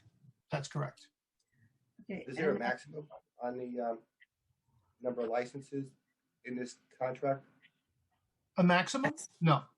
Well, what we put in was about 175 like email users. That's what. Yeah, 175 email users, and then we have about 50 other users that for another piece of the software. So if we go under the 175, the cost will go down. Correct. And sorry, and this, if this resolution is approved tonight, yes. Is this something that we're going to implement right away, or is this something down the road? Right away. We're going to implement it right away, but that means within the next 30 to 60 days because we have to. Yeah. Thank you. You're welcome. Al, I have a question. This is Scott Mandel. Yeah. You had mentioned that this is a program other municipalities are using. Is this something that if we don't use something along this line, we're at continued risk of something, another data breach, other failings? I would agree with that comment. Yes. Yes. Okay, thank you. So is there anything that we're not going to be utilizing anymore that will be an offsetting savings from the IT budget? Yeah, right off the bat, you won't have a mail server anymore, so your licensing for that would go away, and the cost and the effort to maintaining that would be reduced substantially. What does that mean, Donna? Yes, you'll have a savings. For the products that we're using that we will no longer be using. I don't have the exact numbers right now because we recognized while we were down that we needed Microsoft Office 365 so that they will be responsible and it will be in the cloud. And so as we gather the other information, we'll be able to say this is what the reduction will be, that we no longer need the servers and the different items, different software. Would it be okay if I said something? This is Ron Walsh. Sure. So I have an ability to take complex things like this and put it into layman's terms. So if I be so permitted by the board to do that by the city council. Basically what you have right now is you have a hardware server. It's called an enterprise server in your IT section, in the IT room. That's an actual physical piece of equipment, and you pay a license and you pay maintenance fees to keep that running. And you have to maintain it. Right, and you also have to maintain it. You have to constantly patch it. You have to constantly work on it. And so what happens is all these things go away with 365. Additionally, all of the firewalls that you needed to protect it, as well as the expertise needed to protect it, go away from the city. They become the problem of Microsoft because you're attached to Microsoft's cloud. All of your emails and all of these servers are virtualized in the cloud. So as safe as Microsoft is as safe as you are, which I can say from the experiences that we've had over the last couple of weeks, is much, much safer for not only the integrity of your data, but also to protect it from being hacked or some sort of compromise by an agent who might want to try and get in here and steal data. So it not only raises the playing field for protecting the city, but it also can reduce the reduced overall cost, because I don't know exactly what the email server would cost when you have to replace it, but I know yours isn't new. And when it comes up to buy it, it would probably be, I would think, no less than $30,000 or $40,000 just for that server. So Hey, Ron, is my understanding that we are at the end of life for several of the items that Yes, 365 would be replacing anyway. So if in fact we didn't go with Office 365, once they got the quotes together for all the equipment that is at end of life, then that would be an expense. That's correct. That's absolutely correct. The other thing is as you continue to live as a city and all of your emails get saved, you now have to store all of that data. Now you have basically a data farm where you just constantly are keeping more and more data and more emails in perpetuity. So you don't have to do that anymore either. That all becomes Microsoft's problem.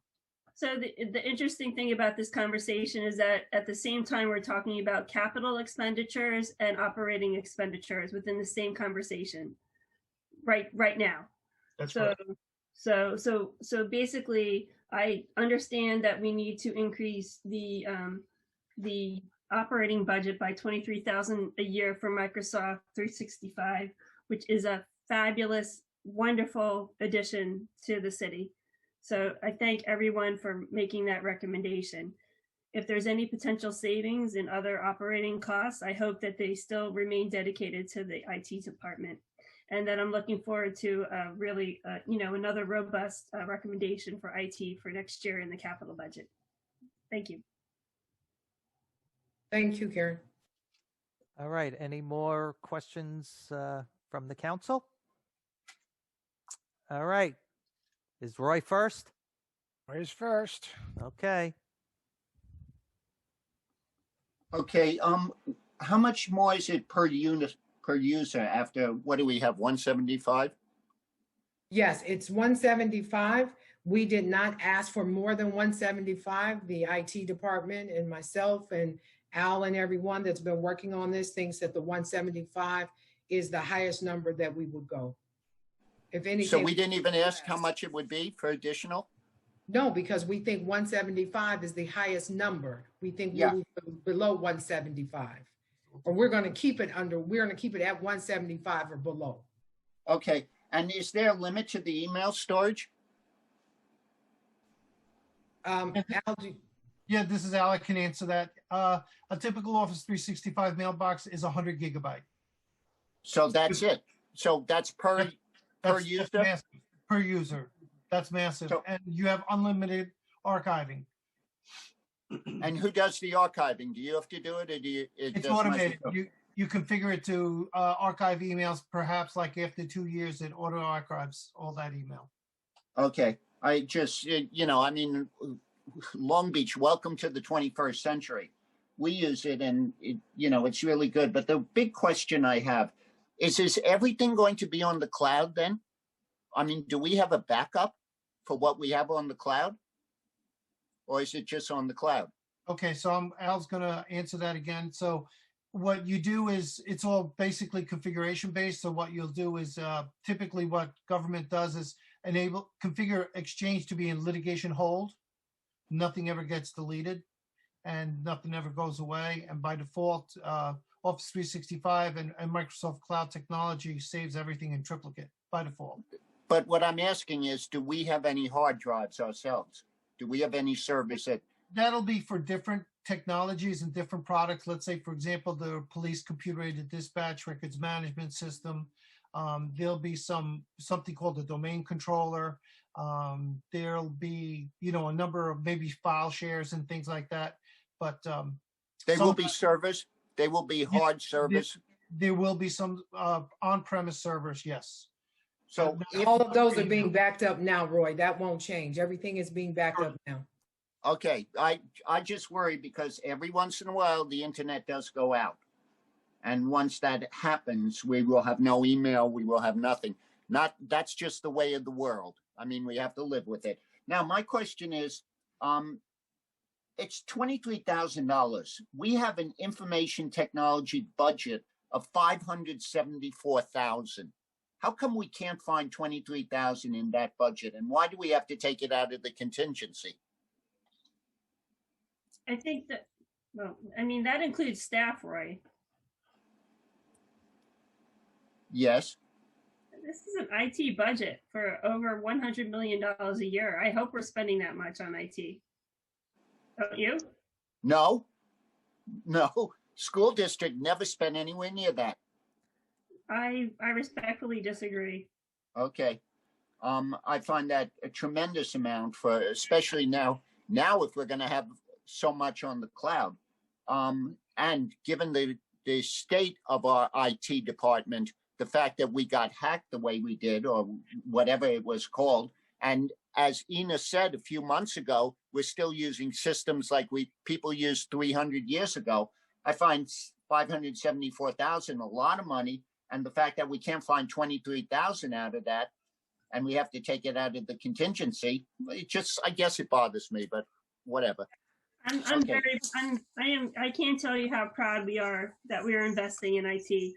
I mean, this is really a big deal, and it's necessary, Karen. It's about time. I'm really proud that we're doing it, aren't you, Roy? Yeah. This is great. I just wish we weren't spending all this money all the time. We have $574,000. And we can't find 23,000 out of that. That's all I'm saying. Roy, I'm not sure what you're complaining about. This isn't increasing the budget at all. It's moving money from one place in the budget to the other. It doesn't impact the bottom line at all. John, it's out of the contingency fund.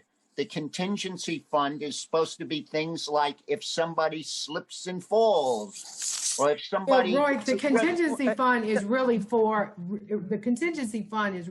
things that we need to pay for. So if we did not get this software and we were hacked, and we could have gotten the $23,000 out of the contingency fund. I'm not saying not to do it.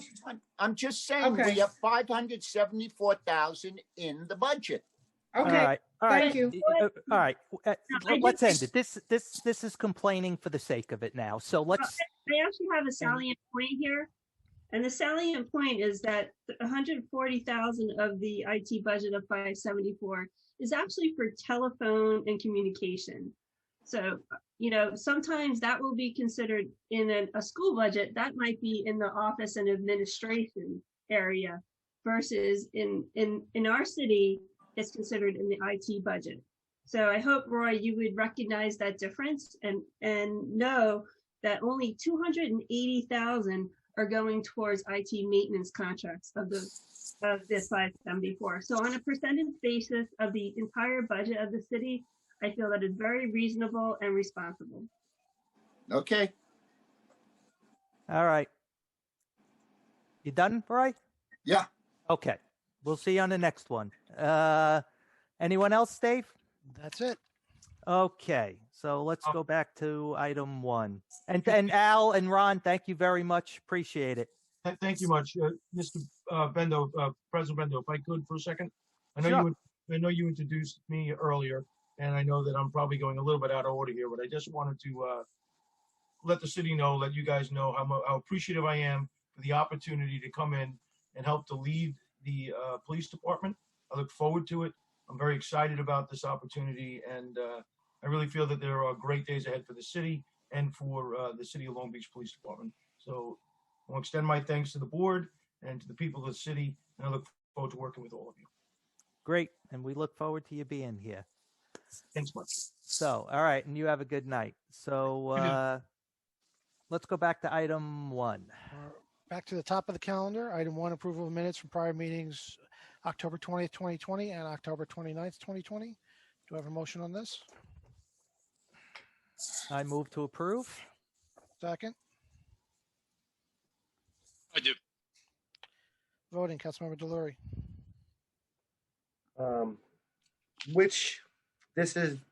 Are we doing both, October 20th and the 29th? Yes. Okay. I have a question on page 5 of the October 20th council meeting, and it's I'm going to read the line, and if this number is accurate, then I approve it, but I'm going to prove it with a question. Just to verify that the loyalty award for the amount of $4,786 in appreciation of the New York State Municipal Workers' Compensation Alliance. If the number is accurate, I approve. It's not, Mike. That's a good. We sent the correction in for that, and it wasn't made. It was $40-something thousand. I thought it was $40-something thousand. That's Yep. Sorry, I missed that too because we caught that last time, and that's why we didn't vote on it last time. Because I remember somebody saying, so I will approve the minutes with the corrected number. Well, I don't know if we can do that because we don't have the corrected number. Okay. I don't know why that correction wasn't made, but so we might need to table this. I'm not sure either. That one, we went over a whole list of corrections on that one. I'm not sure why that one was missed. Can we approve one? We can approve the other one, though. Can we do the, whatever, The 29th? The 29th. Can we do the 29th? Because I have no questions for that one. Okay, why don't we do that one? Okay. So if you need a motion, I can make a motion to approve the minutes of October 29th. Do we need to withdraw the motion since it was for both? Yeah, do you withdraw the motions? So I'll withdraw the motion to approve both the October 20th and 29th minutes and propose a motion to approve the minutes for October 29th. Second? I'll second that motion. Voting, Councilmember Delury. Yes. Councilmember Mandel. Yes. Councilmember Treston. Councilmember Treston. Liz, you muted. Yes. Vice President McGinnis. Yes. President Bendo. Yes. Okay, item 2 is a resolution declaring the City of Long Beach lead agency for the Park Avenue Resiliency Project, declaring the project to constitute an unlisted action and adopting a negative declaration. All right, is this you, Rich, or is this John? It's going to be John. Okay. Okay, so in the authorization for the capital project, we authorized $250,000 to begin the engineering on this project for a grant that involves traffic calming and pedestrian safety along Park Avenue from Long Beach Boulevard to Lafayette Boulevard. This was the only unlisted project on the group of projects. All the others were type 2s, so we could do a short form on this, which we had Nelson Pope Voorhees do, and after going through the whole thing, declared it non-significant based on the information analysis above. Any supporting occupation that the proposed action will not result in any significant adverse environmental impacts. I mean, it's really typical road project that just because of the traffic calming aspects of it, that it was considered a unlisted action. So in order to move the bond approval for the capital projects, we need to adopt a negative deck on this. Okay. And Rich, I had when I reviewed it, they had called Long Beach Boulevard Long Island Boulevard. Is that being updated? Yes. I followed up with Nelson Pope. I just had access to the PDF, so I made the adjustment according to the form. Okay. And I think the other question you had was the bulb out? Bulb out versus bump out, yeah. I think the two are interchangeable, and they both mean the same exact thing. Okay. So it was intentional. All right, that's fine. Any questions from the council members? All right, hearing none. Dave? Nothing from the public on this one. Oh, Roy's letting us off on this one. Okay. Hearing none, let's move on to item 3. Well, item 3 is a bond ordinance. We already held a hearing on this item already. Item 4 is also a bond ordinance. We held a hearing on this item already. Item 5 is a bond ordinance that we held a hearing on this item already. Item 6 is a bond ordinance. We held a hearing on this item already. Item 7 is a resolution establishing base proportions in accordance with the provisions of Article 19 of the real property tax law. Okay. Ray Flammer? So, yep, going to have our tax assessor. Ray, I believe I unmuted you. Go ahead. Can you hear me? Yep, we can, Ray. Good evening. Happy holidays. This is the annual legislation to pass the adjusted base proportions. We were authorized by New York State to do so. The adjusted base proportion splits the tax levy into the homestead and non-homestead class. It pretty much cuts up the tax pie into commercial and residential properties. We pass this legislation every year to keep it at 1%. If we don't pass the legislation, it would have to be a 5% shift, and I would have to adjust next year's taxes based on that shift. And this year it's shifting back to homestead class, and this is for the tax year 2020-21, which has already been established. It's a little late, but not the latest we've ever passed it. That's pretty much what base proportions are. It just splits the tax levy into the two classes. Okay. So this is shifting it this year. So this comes from the state, by the way, right? This is not something the city determines. The state gives us this. This is a complex calculation, which then gets reviewed by the state, the Office of Real Property Tax Services. It takes into consideration the different equalization rates of both classes, physical changes, exemption, equalization changes, and it's based upon the reassessment from 1991. So every year since then, we've passed the legislation. Okay. Do you just have any indication, since it's last year, obviously it shifted towards the businesses, and we know we got some feedback about the impact it had on their taxes. This year it's going to be shifting slightly back towards homeowners. Do we have I know it varies, but just a general how this impacts a homeowner's taxes? Well, this year it was built in with the tax change. The commercial properties it wound up being a 1% increase, while the residential properties were a 3.7% increase. Okay, that includes any physical changes along with any levy increase the council passed. Okay, so when this passes, so this would be for the next fiscal year, correct? This would apply? No, this is for the actual current tax bills that people are paying, the Okay. 2021. All right, that answers that. So it's not going to affect anybody this year. No, Okay. it already has. Right, that's what I mean. It's not going to impact them any additionally. No. Okay. Any questions from the council members? All right, seeing none. Dave, from the public? Roy Lester. All right. Go ahead, Roy. But just real simple question. Are we moving from the one that we voted on March 5th, 2019? Was that the last time it was voted on? Correct. No, I think yes.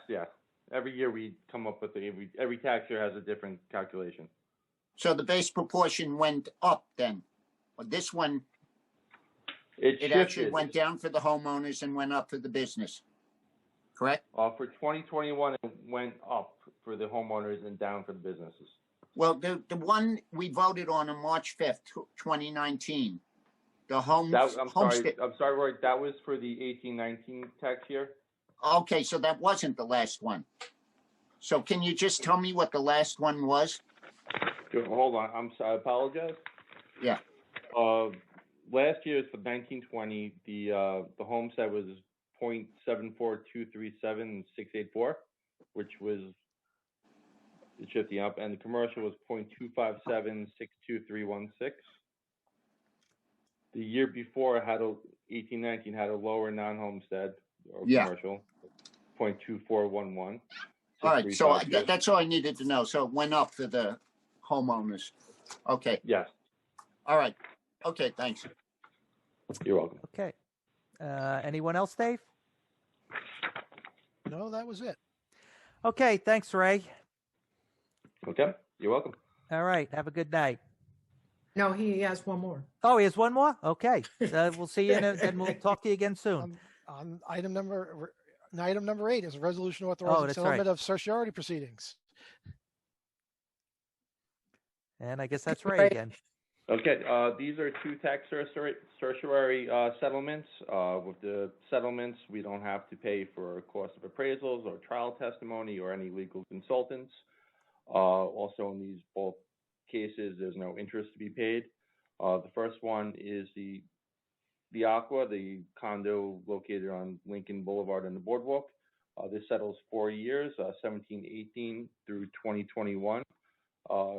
It settles for all 36 units, but only 12 units will get assessment changes and refunds. All 36 units then have a moratorium for the following 3 years. The reductions are based on recent sales of other condo units and a couple of units within the building. The second case is the Oakwood Co-op, which is located 1 East Broadway. That's a refund of $40,000 and a reduction of $400,000 to $370 on the assessed value. This is an 8-year settlement with a 3-year moratorium of no filing of grievances from 2021, 21, 22 through 23, 24. I think that's it. All right. Any questions from the council members? All right. Roy, I'm saying Roy more than Dave now. Dave, anyone from the public? You were accurate. Well, there you go. Go ahead, Okay, Roy. so when I look at the Aqua, it looks like they assess the value at $80,000. You know, that's just the assessed valuation, and it went down to 60, which is like a 25% decrease in value. These condos, they're valued like 2.4, 2.3 million, and I'm bringing them down to 2 million to come in line with the sales in the Aqua and in other condos that had penthouse sales.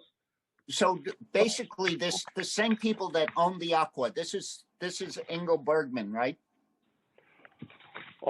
These are all private owners that I guess bought the condo units 10 years ago when they were right. built. But it was built by Ingo Bergman, the same people that are doing the super block, the same people that sold us on this thing of how much money we're going to get because the condos are worth so much money. I just wanted to make sure I have that correct. And Right, yet it it's- seems, right. This Engel Berman built the building. They're not involved in the Aqua anymore. So what are they you sold doing? they sold it. They used this, John, you were there at the meeting when they were talking about the Aqua. Okay, and how, Roy, I think you're trying to say, for layman's terms like me, they are the same developer. Is that correct? yes, they were. So they're the developer and then they sell it after they develop it. My question is, are these things going down in value? It looks like they went down 25%. I don't think they're going Okay. down in value. These 12 units were just not properly valued over the past few years. The other 24 units are fine. And we were the ones that the city valued them? The city valued them, yes. And do you have any idea why we were so wrong? Well, you know, the market change, the equalizations change, the sales that came out in the past couple of years didn't support the value for these properties.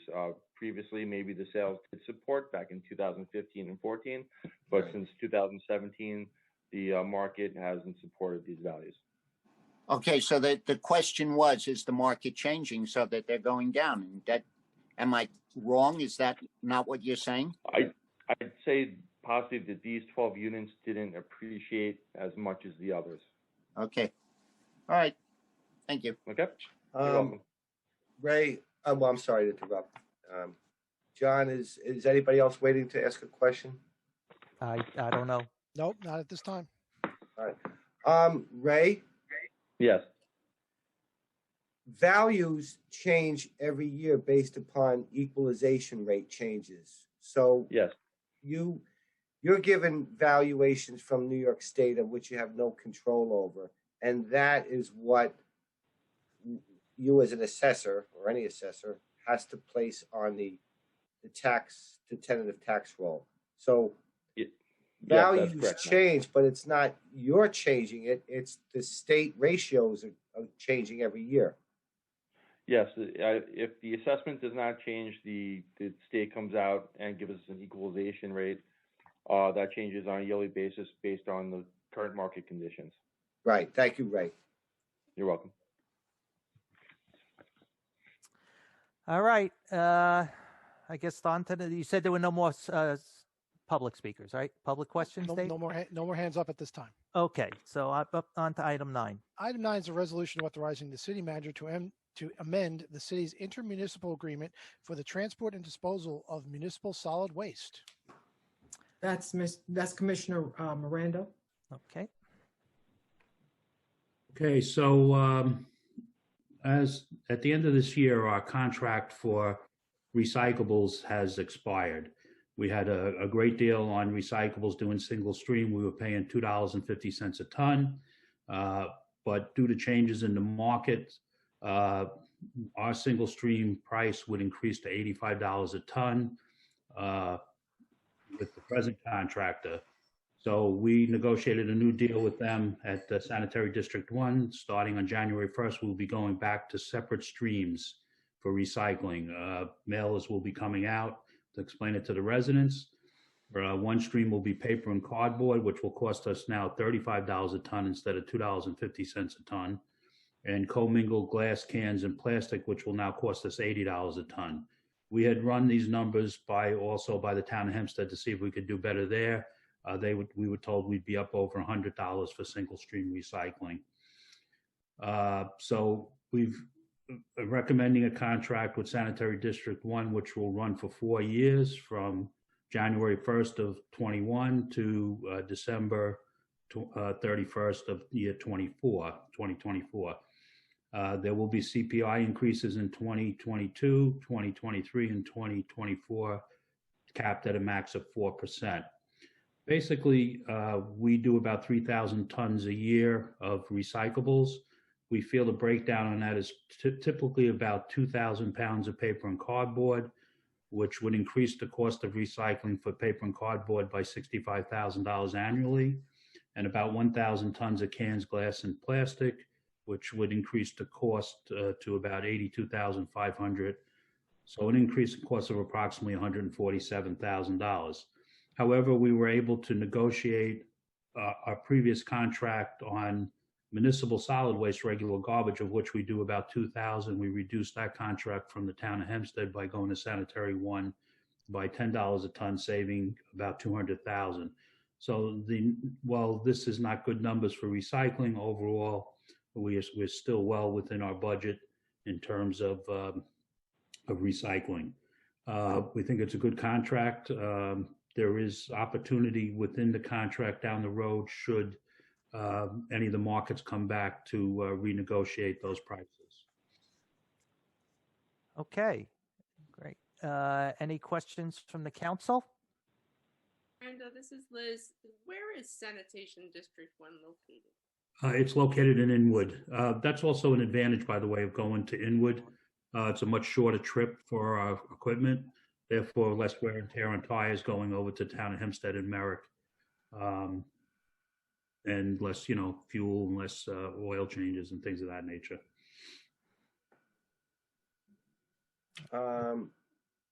Commissioner Mike DeLaury, is there any single reason that you know of that the mixed paper rate went up so much, or it has not changed in so many years and now it's got to catch up?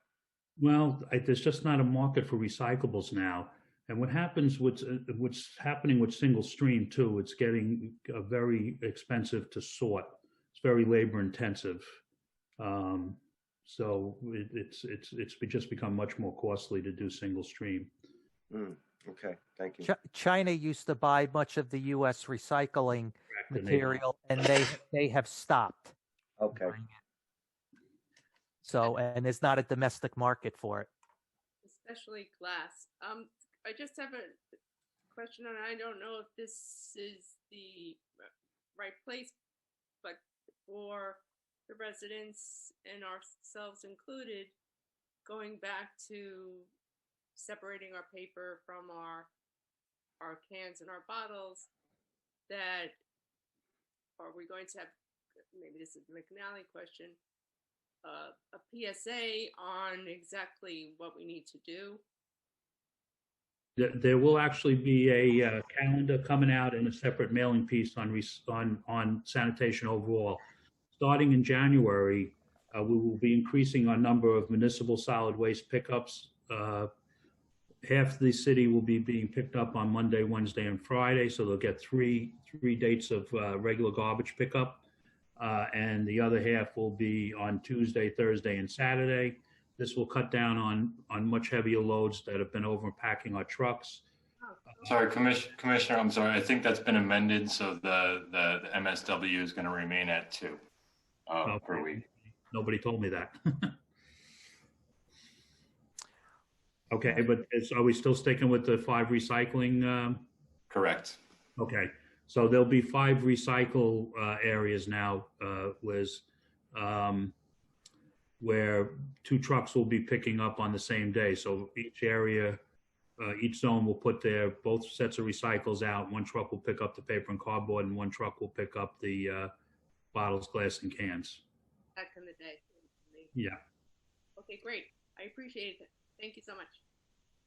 All right, we've gone full circle on our recycling. Yeah. So, all right, any other questions from the council?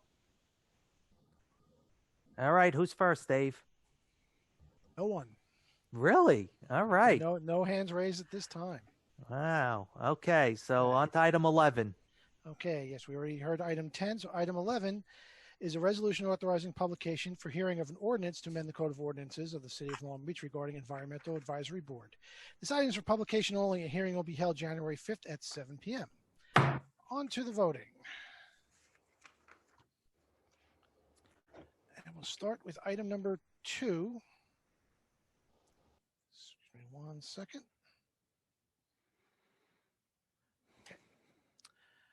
Item number 2 is a resolution declaring the City of Long Beach lead agency for the Park Avenue Resiliency Project, declaring said project to constitute an unlisted action and adopting a negative declaration. Who introduced and move the adoption of this item? I will. Second? I will. Voting, Councilmember DeLaury. Yes. Councilmember Mandel. Yes. Councilmember Treston. Yes. Vice President McGinnis, Yes. President Bendo. Yes. Item 3 is a bond ordinance authorizing financing for the cost of payment of settled claims against the city in the matter of Wenger Construction Company Incorporated versus City of Long Beach, stating the estimated total cost thereof is $750,000, appropriating said amount therefore, and authorizing the issuance of not to exceed $750,000 bonds of said city to finance said appropriation. Who introduced and move the adoption of this item? I will. Sorry, who got that? Ms. Trustin? Okay, who got, Karen, you taking second? Yes, please. Okay. Thank you. Voting, Councilmember Delury, Yes. Councilmember Mandel, Yes. Councilmember Treston, Yes. Vice President McGinnis, Yes. President Bendo. Yes. Item 4 is a bond ordinance authorizing financing for phases 1 and 2 of the flood protection for major critical infrastructure project, stating the estimated total cost thereof of $33,500,395, appropriating said amount therefore, authorizing the issuance of not to exceed $33,500,395 bonds of said city to finance said appropriation, and further authorizing any amounts received from the United States of America and or the state of New York to be expended towards the cost of such project or redemption of any notes and bonds issued therefore, or to be budgeted as an offset to the taxes for payment of the principal of and interest on said bonds and any notes issued in anticipation thereof. Who introduced and move the adoption of this item? I will. Thank you. Second? I will. Sorry, who was that? Karen. Karen can take it. Okay. Voting, Councilmember Delury, Yes. Councilmember Mandel, I want to thank Commissioner Mirando, Joe Fabrizio, the entire Department of Public Works.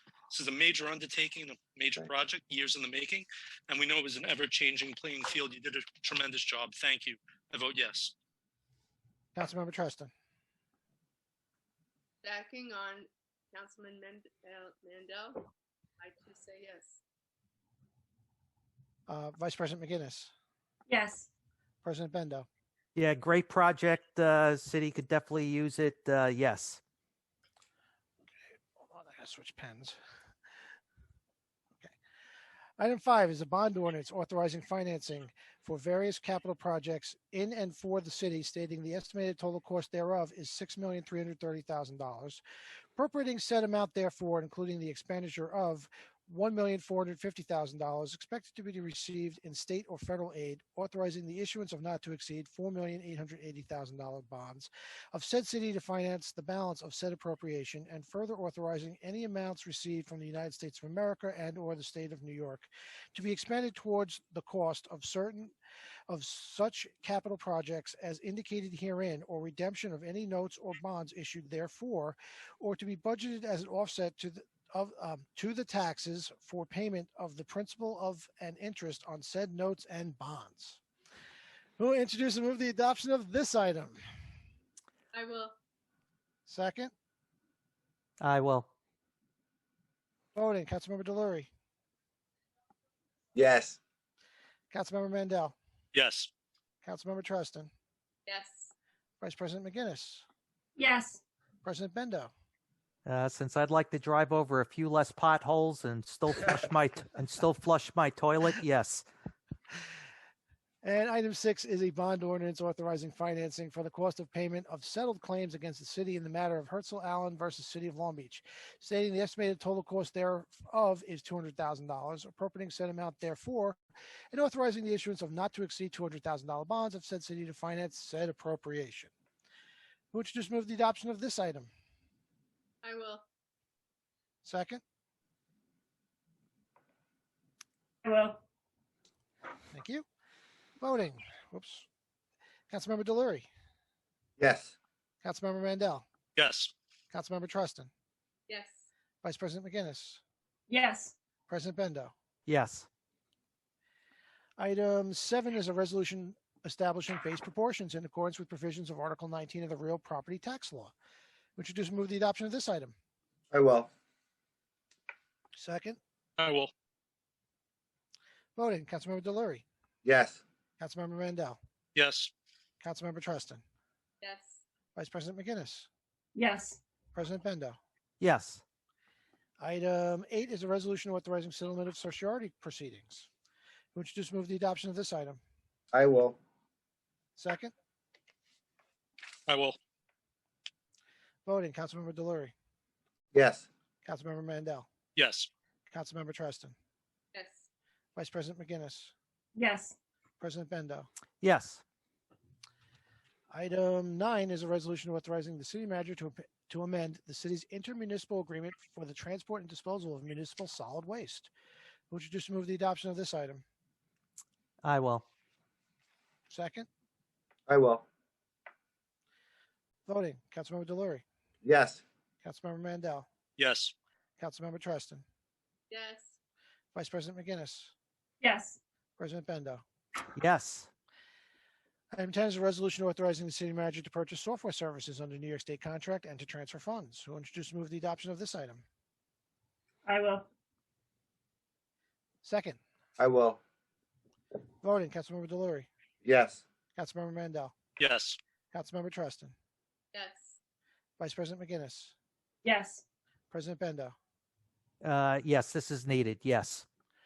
And finally, item 11 is a resolution authorizing publication for hearing of an ordinance to amend the Code of Ordinances of the City of Long Beach regarding Environmental Advisory Board. Who would just move the adoption of this item?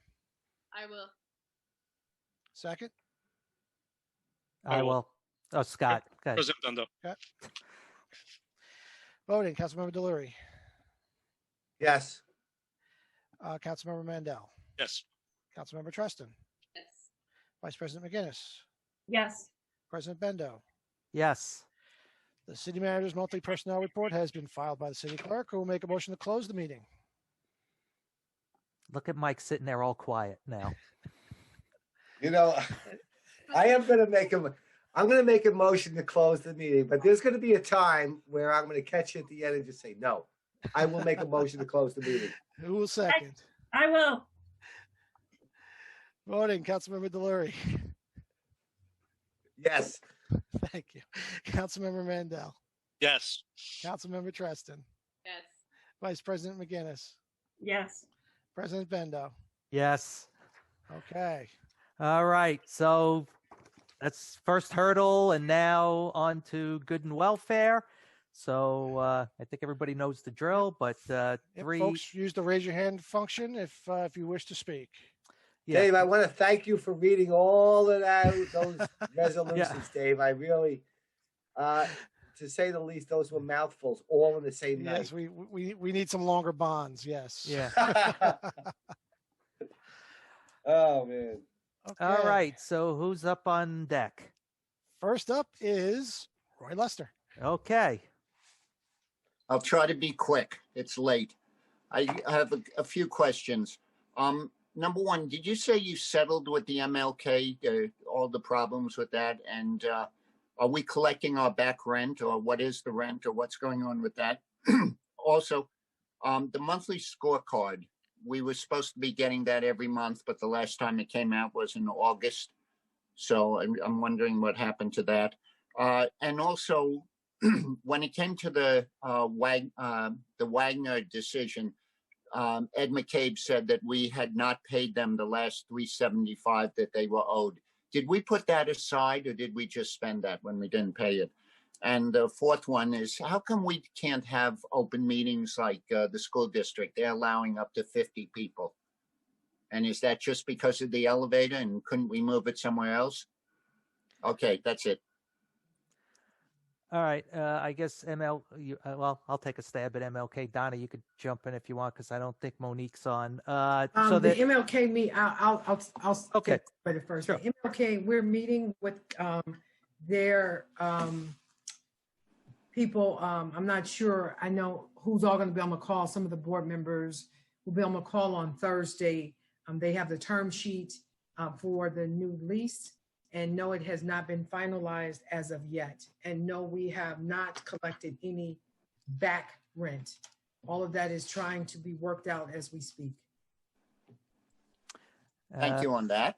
Next was the scorecard since August. August was the last one. Ina? I have to look, because it's been updated since before August, so we have to find. Yeah, I was only today, actually found out that October, the latest one that was prepared was October, and it was not online. So I'll make sure that it's posted on the city's website, so you can go tomorrow and check it out. Okay, and then next was the Wenger payment that was withheld 10, whatever it was, 12 years ago. Was, I guess, that put in escrow and put off to the side. I think we all know the answer to that, but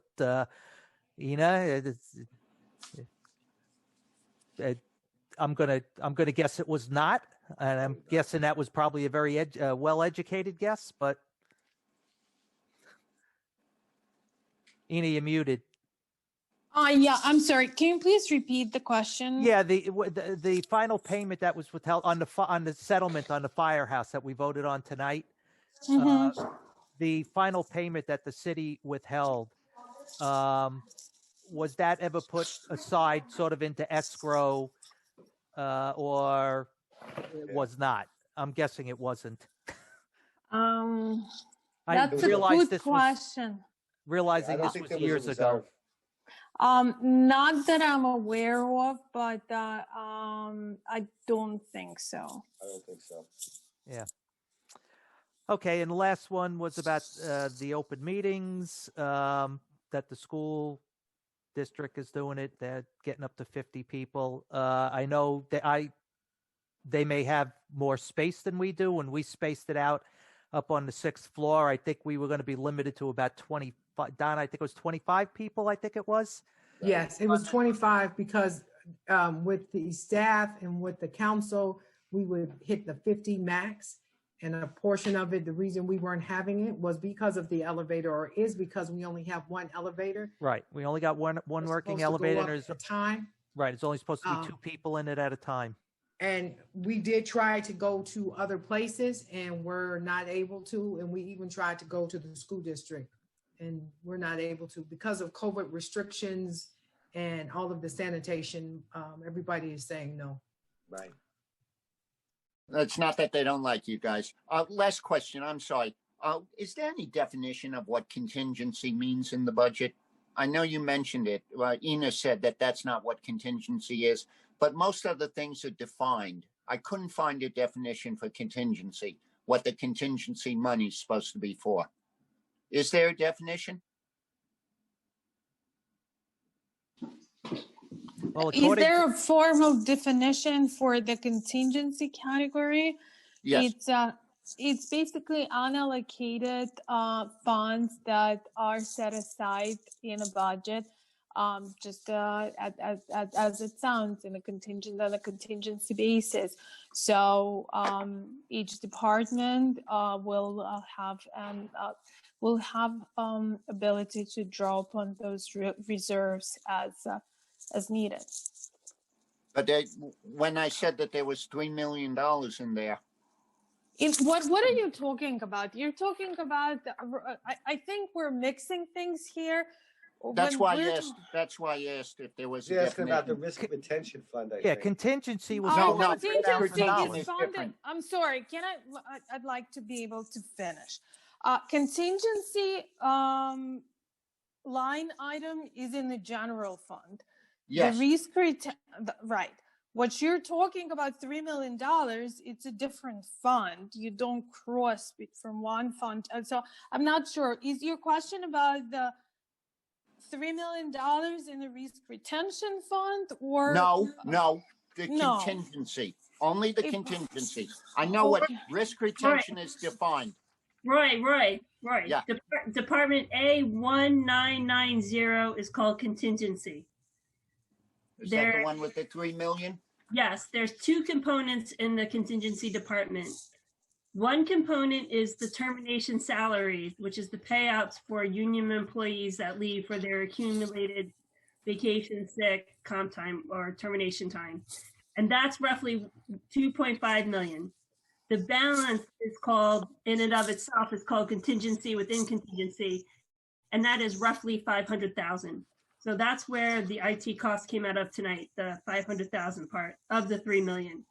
But the majority is set aside for termination payments.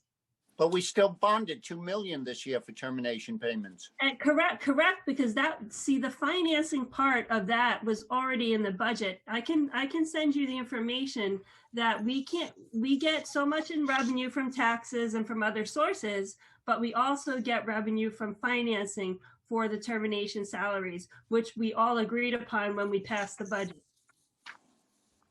Yes, I know that. I'm trying to figure out. So our contingency, you spent 2.5 and we bonded what, 2.7? So our payoff this year, our payouts were over 5 million? Actually, I went through Enid's scorecard tonight, and we actually through October have paid out of this department called contingency $1.18 million so far. So I think Roy, you're adding expenses plus revenues. The termination salaries were budgeted. It's an estimate of $2.5 million. Now you have a choice of either fund it through, let's say, property taxes or borrow from it.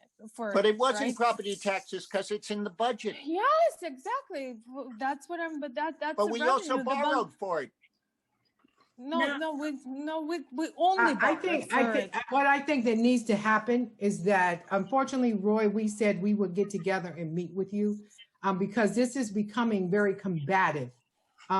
Because we're saying one thing, you're saying one thing. I think that the best way to resolve this is that now that the computers are up, Ina and I make an appointment and you can come in so we can show you in writing. We can understand your questions and you can understand our answers, because right now this conversation is becoming very combative. I don't mean it to be that. I don't mean. Well, it is very combative, and it's starting to get very demeaning to my staff. So I would prefer that we all meet, and that and any resident that wants to come in with you and me to get the answers, they're welcome. Thank you. No problem. Okay, John, I'm done. Okay, great. Have a good night. Dave, who's next? Chris Finkel. Okay. Go ahead, Chris. Hello. Hi, Chris. How you guys doing? Just a couple quick questions on the Long Beach Arena, the ice rink. Okay. Who wrote the actual RFP? An attorney. Is there a name or? Oh, yeah. Her name is Mary Sadowski. Thank you. I only have a few questions. Second question. Who's on the committee to evaluate the bids' names? The committee will be the procurement, legal, finance, and myself. Right. I don't know who those. Ina Resnick, Donna Gaydon, Rich Barrios, and Rosemary. Okay, thank you. Appreciate that. And are the RFPs going to be open in a public meeting to show transparency and to be evaluated at a later date? We can open the RFPs through a Zoom meeting. Okay, great. And just a couple things from the RFP. Will the city put up a performance bond and timetable for the work that they say they're doing, such as, like, I saw something with the FEMA and the flooding? Okay, Mr. Finkel, what you'll have to do is you'll have to send us those questions so that we can have those questions on record for anybody else that's responding to the RFP that's not on this call. Right. Okay.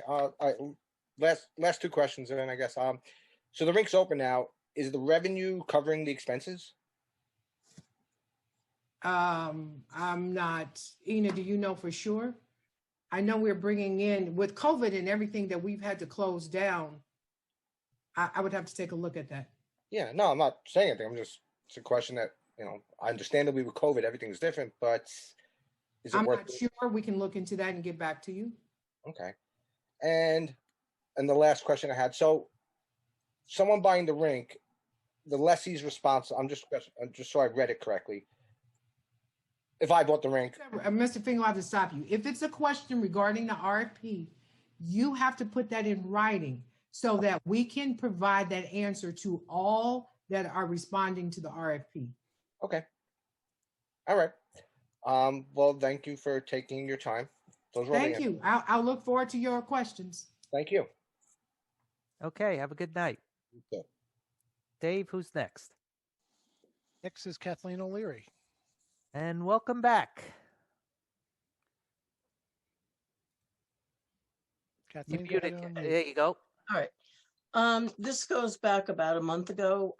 When the ADA rules were laid out on the agenda, I believe the last one was that if the city doesn't have enough money to do the ADA modification, that's the end of it.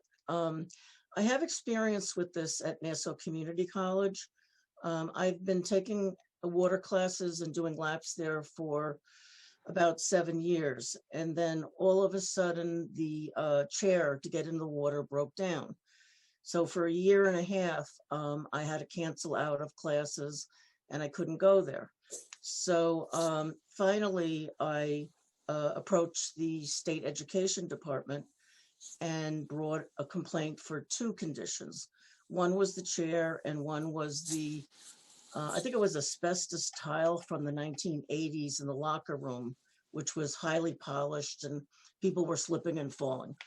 So if Nassau Community didn't fix these things, these violations, they were going to lose their state funding.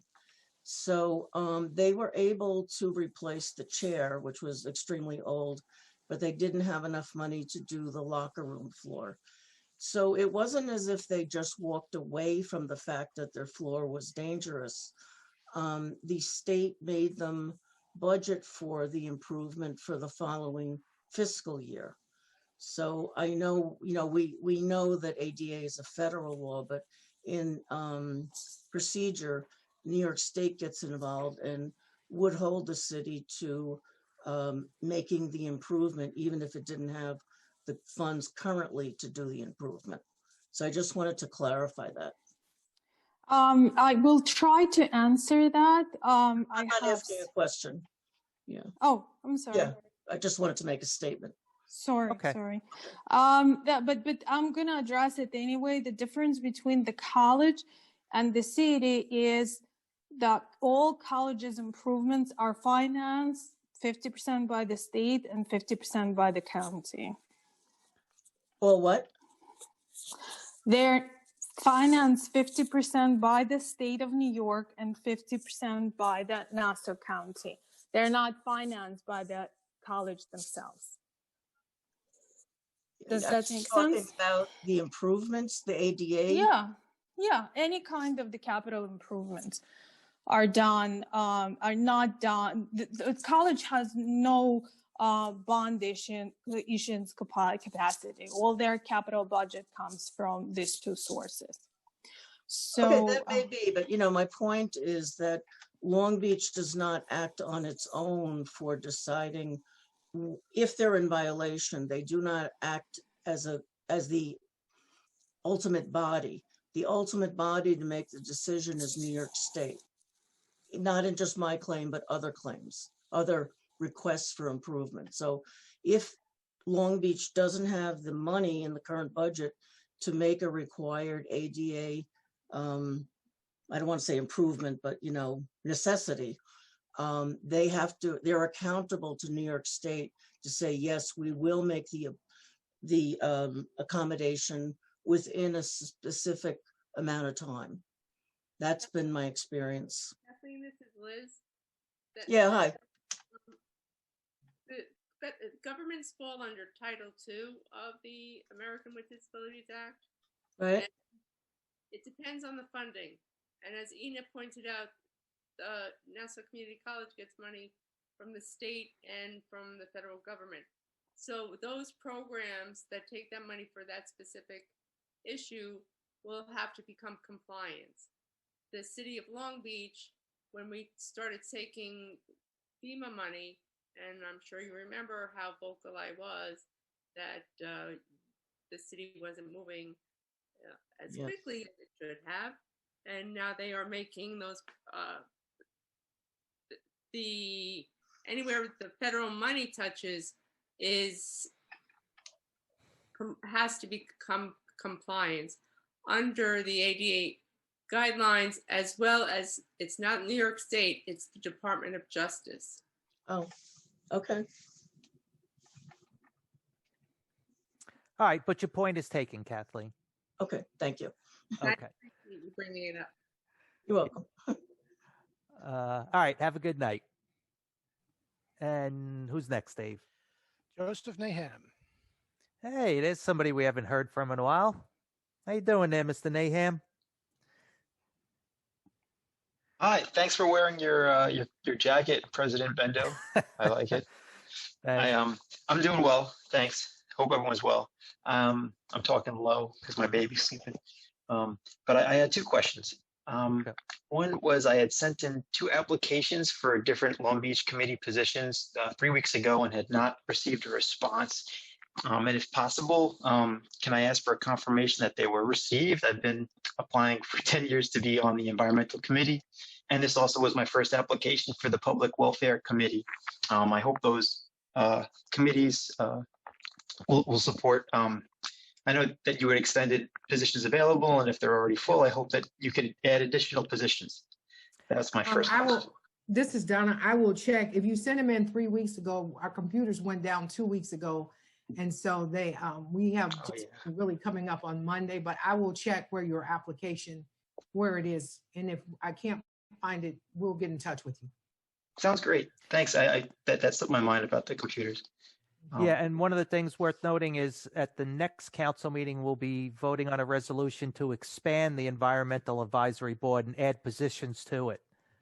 Yeah, I had heard that on the last meeting, so that's what snapped me up to apply. The last question, because I don't want to keep you, was I had asked.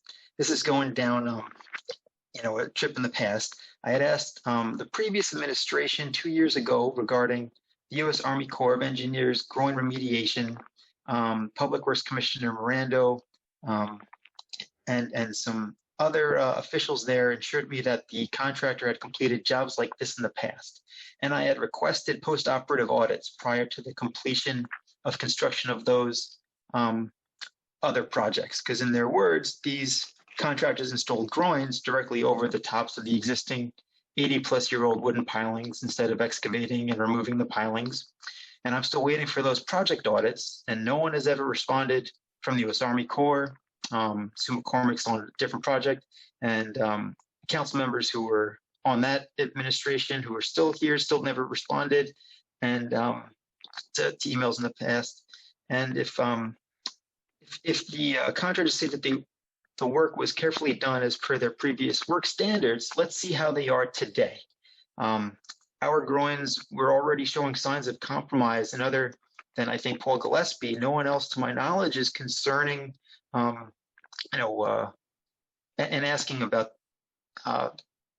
just the standards that these other projects were done under this contractor. And that's, I think, something to, as I've been saying for a couple of years, look into the post-operative audits for those other projects. Thank you. Okay. John, I see you're still on. Do you want to, because I know the groins is one of your favorite topics. Do you want to add anything? Well, first of all, the DEC actually still has control over this project, and they've been doing a 3-month evaluation on different various parts of the project. And just recently, last month, they were in to do a check on the dune and the dune plantings. We, at the same time, had our consultant that we've been using, Coastal Planning Engineers from Florida, come and do a report on the condition of the groins. Well, we're still not happy with the way they were finished. The issue really isn't the old wood groins that were there. The issue is the fact that the groins extended 75 feet further than they were, and they were done without any base stone underneath the heavy stones, and that's why you see some of them coming apart at the end. On a positive side, when our consultant looked at them this year, he felt they were no worse off than they were last year. So they seem to have stabilized a little bit, but that doesn't mean we're still happy with them, and we continue to put the Army Corps on notice about them. But as soon as I had to have a written report from coastal planning engineers that I can share with Mr. Nahum.